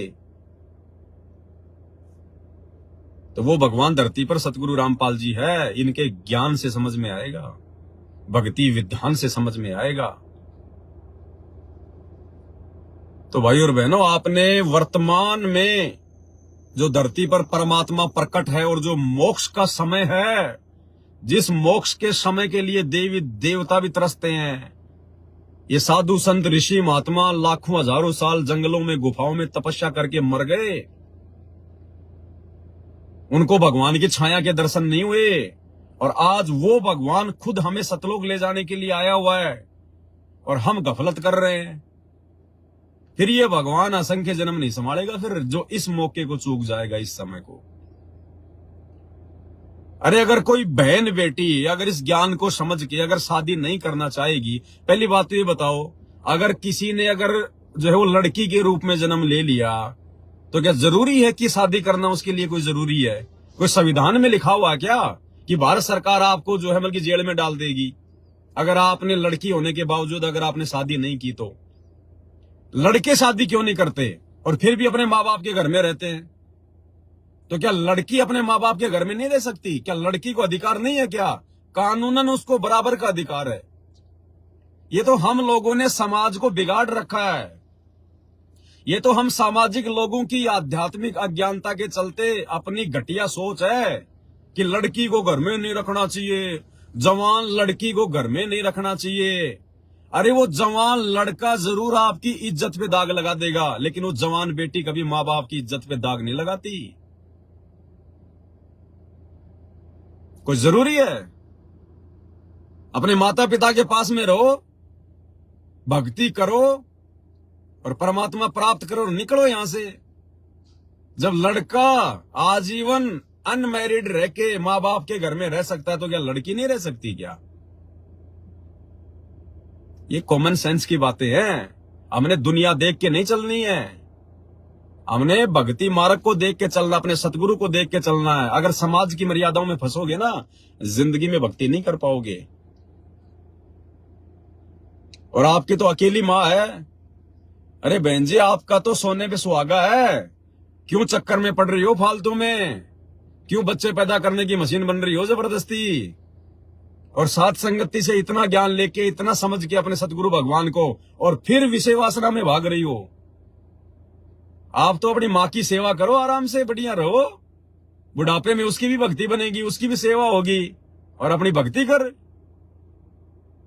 और शादी करनी है तो भाई गुरुजी के आने के बाद देखना, बाकी आपकी मर्जी है। मैं कोई जबरदस्ती तो शादी वाले दिन आपका हाथ पकड़ के अलग करूंगा नहीं। आपने पूछा इसलिए मैंने बता दिया, इस भक्ति मार्ग के रूल के हिसाब से। तो भाई और बहनों, हर प्रकार से परमात्मा ने समझा रखा है।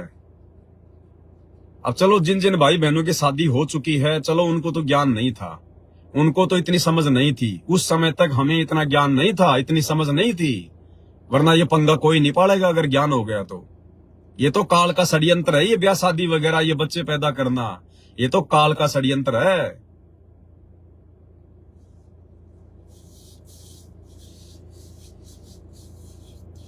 अरे इंजड़े भी तो इंसान है, वो कौन सी शादियां करते हैं? अरे वो कौन सी शादी करते हैं बताओ? क्या उनका बुढ़ापा नहीं कटता? उनके समाज के लोग उनकी बढ़िया सेवा करते हैं। जिनके बेटा बेटी है ना, उनसे अच्छी सेवा उन हिंजड़ों की होती है, उन किन्नरों की। उनके ग्रुप के लोग बुढ़ापे में उसकी सेवा करते हैं बैठे बैठे। अरे तो भगवान मिल गया, ठीक है। जिसको सतगुरु रामपाल जी की भक्ति प्राप्त नहीं है, जिसको ये अनमोल ज्ञान प्राप्त नहीं है, वो चाहे 20-20 शादियां करो, उसको तो ज्ञान नहीं है। अरे तुम्हें तो सब कुछ पता चल गया, भगवान धरती पर क्यों आया हुआ है, आप और हमें मनुष्य जन्म क्यों मिला है, हमारा मकसद क्या, हमारा टारगेट क्या है, और कितने समय की बात है ये। तुम्हें तो और भी हकीकत का पता चल गया कि जब तक सतगुरु रामपाल जी भगवान धरती पर हैं संत रूप में, तब तक ही मोक्ष प्राप्त होगा। उसके बाद में भक्ति चलेगी, इनका मार्ग चलेगा हजारों साल, लेकिन मोक्ष नहीं मिलेगा।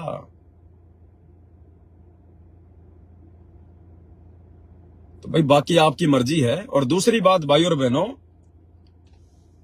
जिसके संस्कार में जैसा परमात्मा ने लिख रखा है, अगर मान लीजिए किसी की रमेणी होनी है, कब होनी है, किसके साथ होनी है, अगर परमात्मा ने आपके भाग्य में यदि रमेणी लिख रखी है आपके प्रारब्ध में, तो वो होके रहेगी। आप अगर खुद भी किसी लड़के से बात नहीं करोगे तो भी रमेणी होगी। आप ना करना चाहोगी रमेणी, ना करना चाहोगी, और यदि आपके भाग्य में गुरुजी ने लिख रखी है तो होगी। फिर टेंशन किस बात की है? फिर भैया जबरदस्ती करके स्वतंत्र कर्मों के तहत अपने कर्म बिगाड़ सकते हो आप लोग। फिर ये स्वतंत्र कर्म हो जाएंगे। स्वतंत्र कर्म कि बाप तो तुम्हारा जेल में बैठा है और तुम बाहर शादियां कर करके और विषय वासनाओं का सुख भोग रहे हो।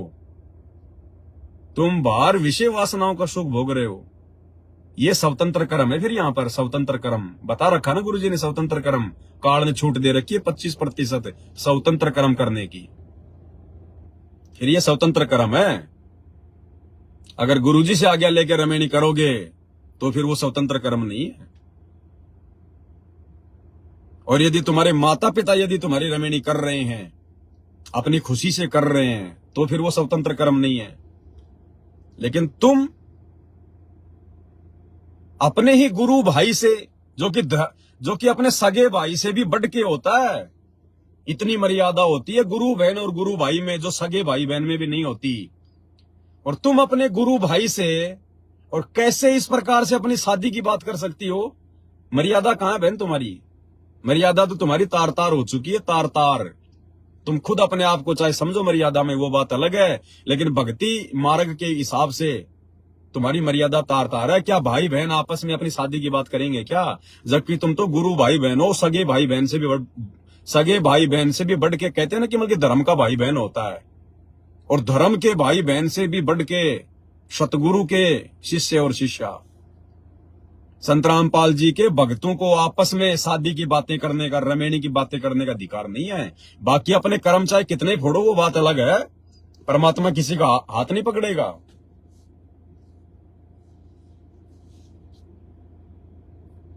तो ये आपकी अपनी मौज है, आपकी अपनी मर्जी है। और फिर आप कह रही हो कि मेरी माता जी कह रही है कि मैं तो रिश्तेदारों को बुलाऊंगी, और आपने उनको फिर अपनी तरफ से ये कह के कि साधारण खाना खिलाओगी तो बुला सकती हो। क्यों बुला रही हो बारात? अरे क्यों बुलाई जा रही हो बारात भाई? अगर साधारण खाना खिलाओगी तो क्या सभी रिश्तेदारों को बुला लोगे क्या? ड्रामा कर रहे हो, रमेणी कर रहे हो? क्या कहा सतगुरु ने? अगर रमेणी करनी है, 2-4 आदमी इधर से 2-4 आदमी उधर से, इन आश्रम वालों की तरह संगत को इकट्ठा करके इन आश्रमों में ये ड्रामेबाजी करने की आवश्यकता नहीं होती। और रमेणी नहीं, फिर रामायण हो जाती है, रामायण। तो ये भी तुम्हारी कमजोरी है, ये कहना कि अगर साधारण खाना खिलाओगी तो रिश्तेदारों को बुला सकती हो। वो तो 100 को इकट्ठा कर लेगी, वो तो अपने 100 रिश्तेदारों को इकट्ठा कर लेगी, फिर तुम क्या करोगी? उसने बुलाया अपने किसी और एक रिश्तेदार को और वो अपने साथ में लेके गाड़ी 4 को और बैठा लाया, तुम उसके धक्के मारोगी? तो ये किसने आज्ञा दे दी आपको बहन जी? आपके गुरुजी के कौन से ज्ञान में लिखा हुआ है कि भीड़ इकट्ठी करो आप? और फिर मुझसे पूछ रही हो कि भगत जी माता जी कह रही है कि नहीं, मैं तो अच्छे से अच्छा खाना खिलाऊंगी और सारे रिश्तेदारों को बुलाऊंगी। और फिर आप मेरे से पूछ रही हो कि भगत जी अब मुझे क्या करना है? क्यों, आपको ज्ञान नहीं है इस बात का? आपको इस बात का ज्ञान नहीं है क्या? पवन दास से यश करवा के मुझे जो है की बलि का बकरा बनाना चाह रहे हो क्या? क्या आपको नहीं पता कि पवन दास इसके बारे में क्या जवाब देगा? तो ये भी आपकी आध्यात्मिक ज्ञानहीनता है, आपकी नादानी, आपकी कमजोरी है। आप खुद मना नहीं कर सकते अपनी मम्मी को, लेकिन आप मना इसलिए नहीं कर रही क्योंकि आपके मन में शादी के लड्डू फूट रहे। आप विरोध इसलिए नहीं कर पा रही, मना नहीं कर पा रही, क्योंकि आपके खुद के मन में शादी के लड्डू फूट रहे हैं। अगर इस समय अगर मम्मी को नाराज कर दिया और कुछ कर दिया तो क्या पता रमेणी होने दे, नहीं होने दे। तो ये आपकी कमजोरी है, क्योंकि आपका स्वार्थ बीच में आ गया यहां पर। तो बहन जी मैं क्यों कहूंगा कि आप बुलाओ, अच्छा खिलाओ या बुरा खिलाओ? मेरे गुरुदेव भगवान ने तो साफ कह रखा है कि भैया मुश्किल से 2-4 आदमी लड़के वाले और 2-4 आदमी लड़की वाली, इससे ज्यादा ड्रामाबाजी नहीं।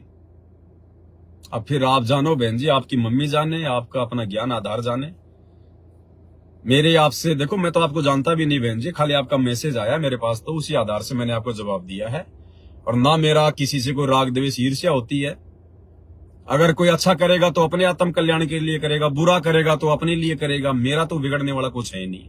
मुझे तो परमात्मा ने एक मौका दे दिया वीडियो बनाने के लिए, ताकि आप जैसी गलती यदि और भाई बहन संगत में कर रहे हैं तो उनको एक शिक्षा मिल जाए।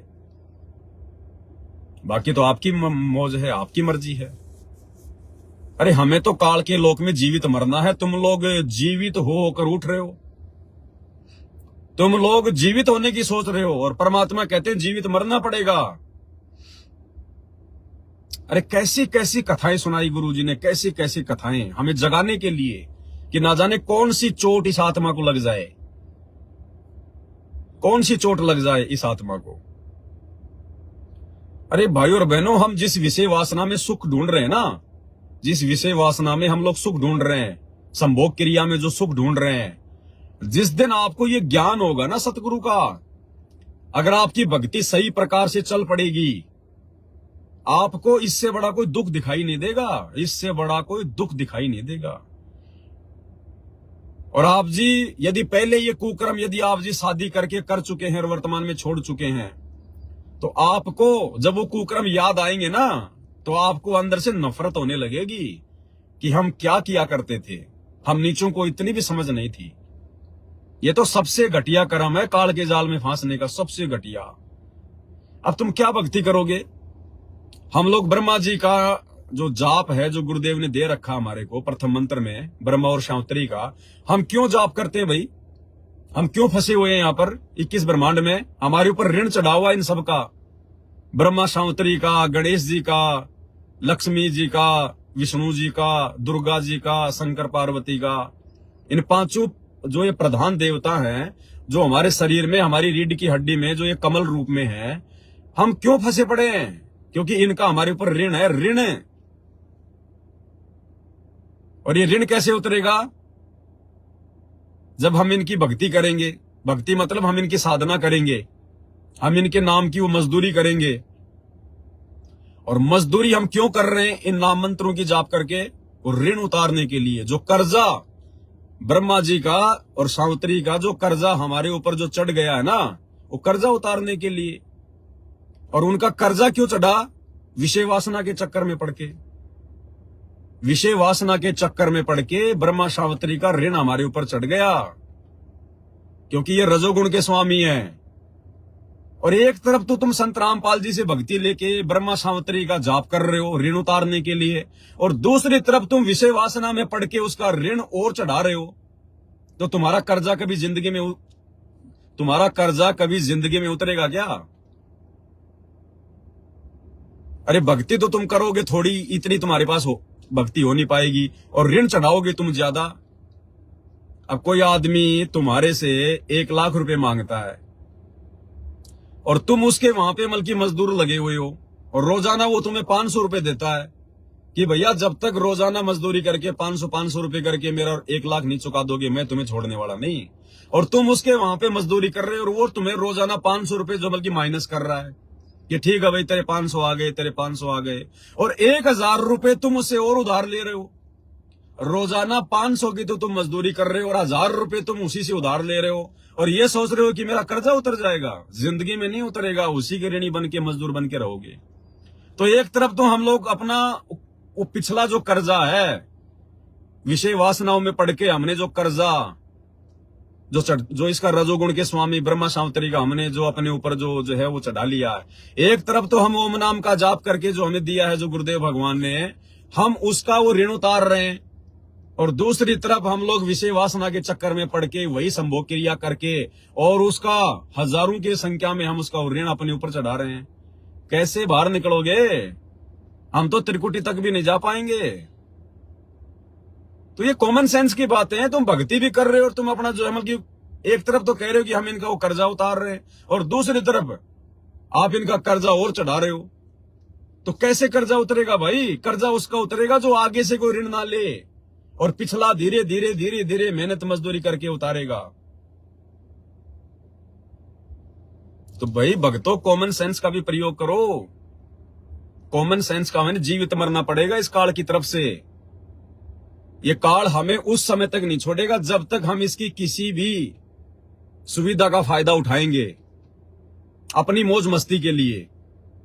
और ये ब्याह शादी होती है ना, कोई देश के लिए कोई बहुत बड़ा महान कोई महापुरुष पैदा करने के लिए शादियां नहीं करता है, ध्यान रख लेना। कोई देश के लिए कोई नागरिक पैदा करने के लिए शादियां नहीं करता है, सिर्फ मौज मस्ती के लिए शादियां होती है। और मौज मस्ती में फिर वो बच्चे पैदा हो जाते हैं, उनमें आगे चल के चाहे कोई महापुरुष बन जाओ और चाहे कोई चोर गुंडा बन जाओ, वो बात अलग है। बाकी शादी कोई भी आदमी ये सोच के नहीं करता कि मैं देश के लिए बहुत अच्छा जो मैं कि प्रधानमंत्री पैदा करूंगा, मैं बहुत अच्छा कोई नेक नागरिक जो है मैं वो पैदा करूंगा। कोई नहीं करता नेक नागरिक पैदा करने के लिए शादियां, सब अपने मनोरंजन के लिए करते हैं। वो तो पैदा हो जाते हैं, फिर जिसका जैसा भाग्य है, भाई किसी ने चोर बनना या किसी ने कोई मंत्री बनना, वो फिर आगे बढ़ता हो। तो हम तो अभी आनंद ले रहे हैं इस काल के लोक में, और जब तक हम आनंद लेंगे तब तक काल हमें छोड़ेगा कैसे? क्या कथा सुनाई गुरुजी ने? एक तोते की कथा सुनाई। एक सेठ और सेठानी थी, एक परिवार था, और एक तोता पकड़ के ले आए वो कहीं से और पिंजरे में डाल दिया। अब उनको बड़ा आनंद आवा, हमारे घर पे तोता, बोल मिठू मियाँ मियाँ बोल, बोल प्यूं प्यूं बोल, उससे खेले। कई दिन हो गए, तोता भी बड़ा दुखी हो गया, परेशान हो गया, क्या करे क्या ना करें, इस जेल से छूटे कैसे? क्योंकि तोता तो स्वतंत्र घूमने वाला प्राणी है ना, जिस प्रकार ये आत्मा इस शरीर में आके फंस गई काल के लोक में, जबकि आत्मा तो स्वतंत्र घूमने वाली जो है मतलब वो है वहां पे सतलोक में। तो एक दिन तोते ने कहा, जब वो सेठ जी अपने गुरुजी का सत्संग सुनने के लिए जा रहा था, वो जो सेठ था वो सत्संगी था, तो तोते ने दिमाग लगाया एक दिन, और तोते ने कहा कि सेठ जी, बोले हाँ जी, बोले सत्संग में जा रहे हो? बोले हाँ। बोले हमारा भी एक छोटा सा काम कर दोगे? बोले भाई, आप अपने गुरुजी से मेरी एक प्रार्थना लगा देना, एक मेरी अरदास लगा देना। हाँ भाई, क्या अरदास लगाऊं? अपने गुरुजी से ये पूछ के आना कि गुरुजी, मेरे घर पर जो तोता है उसकी मुक्ति कैसे होगी, वो पिंजरे से बाहर कैसे निकल सकता है, उसकी मुक्ति कैसे होगी? तो सेठ ने कहा कि ये तो कोई बड़ी बात नहीं, मैं पूछ के आ जाऊंगा, क्या दिक्कत है इसमें? तो सेठ जी गया, सत्संग सुना। आते समय उसने तोते की प्रार्थना अपने गुरुजी से एकांत में रख दी। कहा कि गुरुजी, ऐसे ऐसे मेरे घर पे तोता, और उसने ये सवाल किया कि गुरुजी से पूछना कि मेरी मुक्ति कैसे होगी। अब सेठ जी ने जैसे सवाल किया, गुरुजी धड़ाम से जमीन पे गिरे, एकदम बेहोश हो गए, यूं ना हिले ना डुले, जैसे मर गया। अब सेठ जी तो बिल्कुल हक्का बक्का हो गया कि यार मैंने तो क्या कर दिया, कहीं मेरा नाम ना लग जाए, क्या पता इसको हार्ट अटैक आ गया, क्या आ गया, कहीं मैं ना फंस जाऊं। सेठ तो वहां से भाग लिया, घर पे आ गया। आते तोते ने पूछा कि सेठ जी मेरी प्रार्थना करी गुरुजी से। सेठ ने कहा, रे नालायक, क्या है की प्रार्थना, मेरे को मरवा देता तू, तेरी प्रार्थना के चक्कर में तो मेरे को जेल हो जाती। बोला क्या हुआ? बोला जैसे ही मैंने तेरी अरदास की कि गुरुजी मेरे घर पर एक तोता है, उसने अरदास लगाई है कि गुरुजी से पूछना कि मेरी मुक्ति कैसे होगी, मैं कैसे इस पिंजरे से बाहर निकल पाऊंगा। और नालायक गुरुजी तो बेहोश होके गिर गए। मैंने हिलाया डुलाया, कोई रिएक्शन ही नहीं दिया, मैं तो छोड़ के भाग के आ गया। तोता समझ गया, शब्द सैन सतगुरु की पहचान है, पावे अटल सुहागरे। सेठ तो मूर्ख था, नहीं समझा, सत्संगी था फिर भी नहीं समझा, और तोता समझ गया। रात को सो गए सारे परिवार वाले, सुबह उठे तो सेठ ने देखा, रे तोते को क्या हो गया, बिल्कुल गर्दन टूटी हुई, सारा सब कुछ यूं। सेठ ने यूं हिलाया पिंजरा तो यूं हो गया, पिंजरा अगर यूं हिलाया तो यूं हो गया। अब सेठ ने सोचा, रे ये तो मर गया, और भाई ये तो जानवरों में जो है मतलब बीमारी भी आ रही है, और कहीं कोई बैक्टीरिया ना आ जाए, कहीं हम और ना बीमार हो जाएं। उसको मरा हुआ जान के सेठ ने तुरंत पिंजरा खोल दिया, और जैसे ही पिंजरा खोला तुरंत तोता उड़ के और आजाद हो गया तुरंत, क्योंकि वो संकेत समझ गया गुरु का। उस गुरु ने यह संदेशा दिया था कि बेटा अगर पिंजरे से मुक्त होना है तो जीवित मरना पड़ेगा, जैसे मैंने जीवित मर के इस सेठ को दिखाया। बेटा जीवित मरना पड़ेगा, और जब तक जीवित नहीं मरेंगे तब तक ये सेठ तुम्हें घर से बाहर नहीं निकालेगा। वो सेठ समझो काल, और तोता समझो आत्मा, और ये पिंजरा समझो 21 ब्रह्मांड। तो सेठ ने सोचा ये तो मर गया, मेरे किसी काम का ही नहीं, अब मैं इसके साथ में थोड़ा बहुत टाइम पास किया करता था, मनोरंजन किया करता था, मेरा मन बहलाया करता था, अब ये तोता तो किसी काम का नहीं, और कहीं कोई जो है इन्फेक्शन ना हो जाए। तुरंत उसको पिंजरा खोल दिया, तुरंत तोता उड़ गया। तो भाई जब तक हम इस काल का मनोरंजन करते रहेंगे, शादियां करके, विषय वासना के चक्कर में पड़ के, बच्चे पैदा करके, तब तक ये काल हमें कैसे छोड़ेगा, ये हमसे खेलता रहेगा, हम तो इसके लिए खिलौने हैं। तब तक ये काल हमसे खेलता रहेगा, हमें नहीं छोड़ेगा, पिंजरा नहीं खोलेगा। और जब तक हम पूरी तरह से काल के लिए नहीं मर जाएंगे कि हम तेरे किसी काम के नहीं, अब हम तेरी किसी भी ऐसी सुविधा का फायदा नहीं उठा रहे। हमें जो भी सुविधा देगा हमारा सतगुरु देगा, और सुविधा हम सतलोक में लेंगे। अगर आनंद भी लेंगे तो सतलोक में लेंगे। गुरुजी ने बता दिया कि बेटा यहां तो आनंद नाम की चीज नहीं है, ये आनंद भी जो तुम यहां पर विषय वासना में ढूंढ रहे हो, इससे भी अरबों खरबों गुणा उत्तम आनंद सतलोक में है। वहां पे जो तुम्हारी जो घरवाली होगी, जो हंसनी होगी, जो भगतमती होगी, वहां पे ये गंदा काम नहीं होता, वहां तो नूरी शरीर है। लेकिन एक दूसरे को देख देख के इतना आनंद आता है। गुरुजी कहते हैं यहाँ के संभोग क्रिया में भी वो आनंद नहीं है, यहाँ की संभोग क्रिया से अरबों खरबों गुणा आनंद। वहां तुम एक दूसरे के ऊपर मोहित होकर, मन मोहित होकर तुम आनंद प्राप्त करोगे। उस सुख का यहां वर्णन ही नहीं किया जा सकता। तो सोचो सतलोक में क्या सुख होगा, और हम यहां का सुख नहीं छोड़ रहे। ये गंदा सुख, झूठा सुख, 2 मिनट का सुख, उसके बाद में शकल से भी अच्छे नहीं लगते आपस में, और हम इसी सुख में घुसे हुए हैं। और काहे का सुख है ये, उसके बाद में दुख ही दुख है। फिर वो तोता तोती पैदा हो जाएंगे, फिर कभी उनके कपड़े, कभी उनकी लेटरिन साफ करना, कभी गोद में टट्टी करेगा, कभी कहां करेगा, हैं? फिर भरते रहना उनकी स्कूल की फीस। तो ये बाकी दुनिया जो भक्ति नहीं कर रही है ना, ये पैदा कर करके करेगी अपना काम है। अरे आप और हमें ज्ञान हो गए तो हमें तो निकलना है यहां से। अब भी बच्चे पैदा करने में लगे रहोगे क्या? ये बाकी दुनिया जो भक्ति नहीं करेगी आने वाले समय में, जिसको ज्ञान नहीं होगा, वो करती रहेगी बच्चे पैदा। हमने तो सतलोक में बनाना अपना परिवार है। सतलोक में बेटा बेटी तैयार करने जाके, और तुम यहीं पे घर बसाने की जो है वो कर रहे हो तैयारी। तो भाई और बहनों, जब तक उस तोते की तरह जीवित नहीं मरेंगे तब तक वो सेठ रूपी निरंजन, वो सेठ रूपी काल इस पिंजरे से बाहर नहीं निकालेगा। अब देखो, हर प्रकार से गुरुजी ने समझाया हुआ है भाई और बहनों। दास तो केवल हल्का हल्का रिपीट कर रहा है। बाकी देखो भाई, भगत की अपनी मौज, अपनी मर्जी। बाकी जो अपने सतगुरु पर पूरी तरह से आश्रित हो जाएगा और आश्रित होकर, मर्यादित होकर भक्ति करेगा।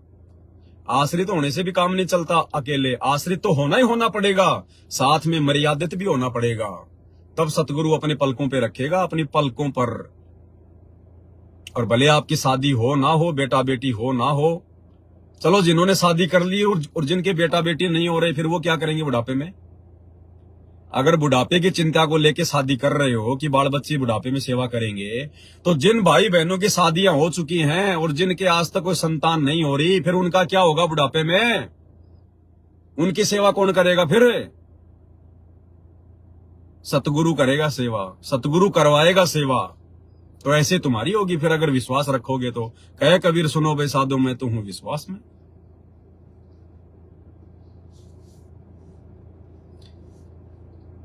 बहुत सारी बातें भाई और बहनों। अब क्या देखो, दास कोई फालतू की बातें तो करता नहीं है, ना कोई दो पैसे यूट्यूब फेसबुक से कमाने के लिए दास लाइव आता है।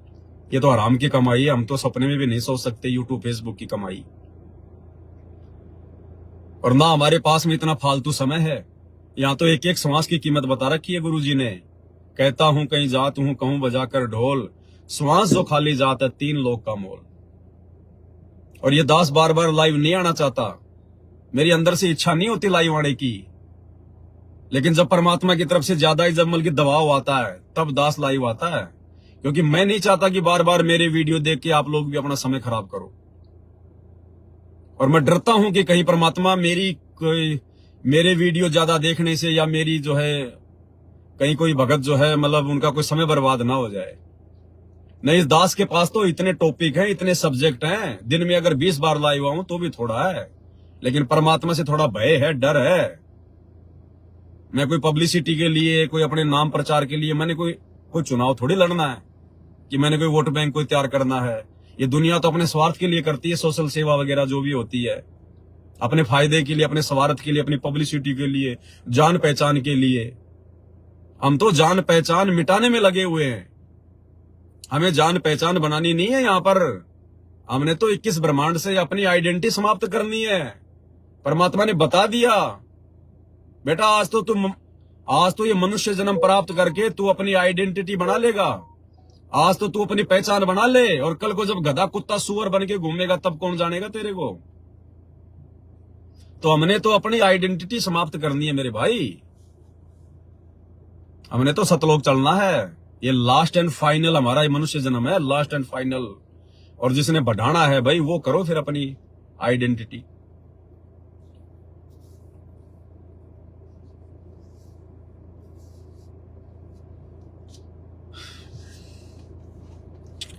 बातें तो और है, लेकिन वीडियो ज्यादा लंबा हो जाएगा। फिर दूसरे टॉपिक पे फिर लाइव आएंगे कल। बहुत सारी बातें हैं। परमात्मा ने इतने सब्जेक्ट, इतने टॉपिक दे रखे हैं भाई और बहनों।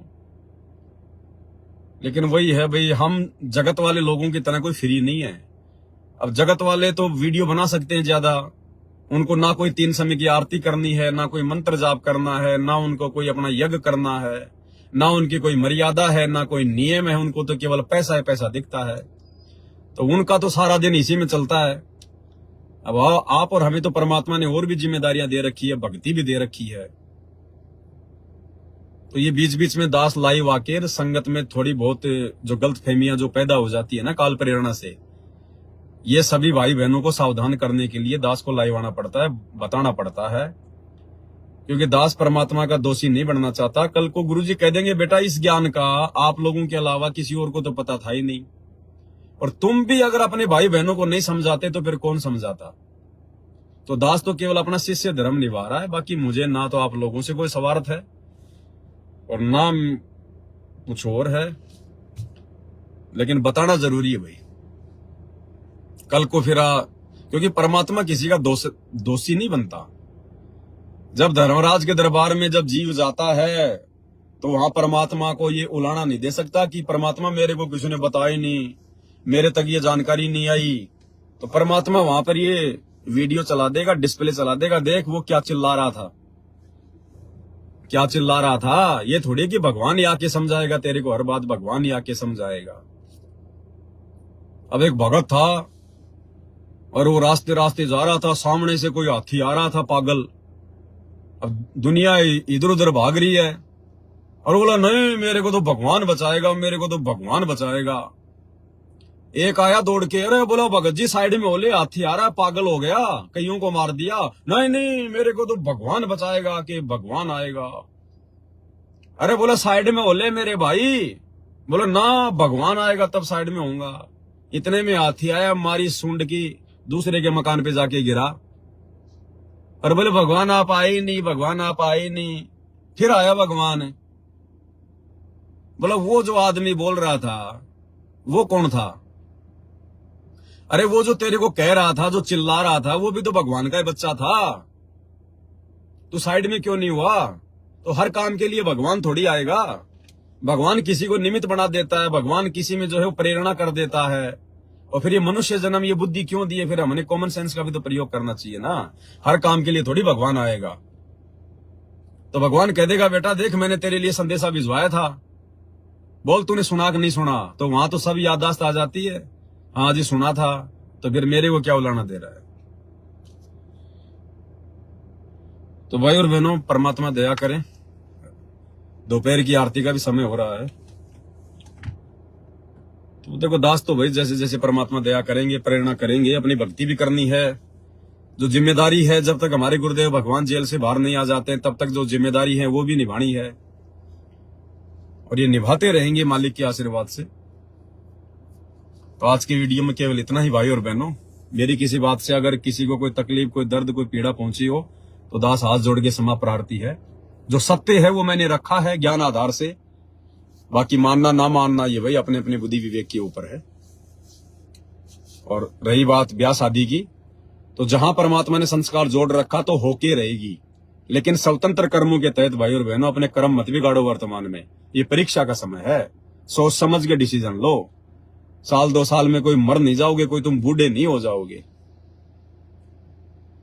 और इतना ज्ञान दे दिया भगवान ने घर घर में, और उसके बावजूद भी फिर तुम काल को अपने घर में घुसा रहे हो जबरदस्ती लाके। एक तरफ तो तुमने भगवान को बैठा लिया, घर घर में बेड लगा लिए, अब तुम काल को घुसेड़ रहे हो घर में, ये विषय वासना के चक्कर में पड़ के। तो क्या भक्ति थोड़ी हो रही, फिर तो ड्रामेबाजी हो रही है, तो देखा देखी हो रही है फिर सारा काम। बाकी अपनी मर्जी है सबकी भगत जी।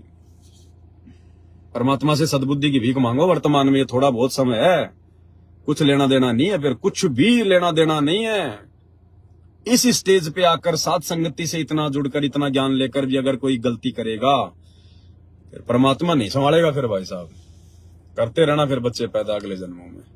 बंदी छोड़। सतगुरु रामपाल जी भगवान की जय हो।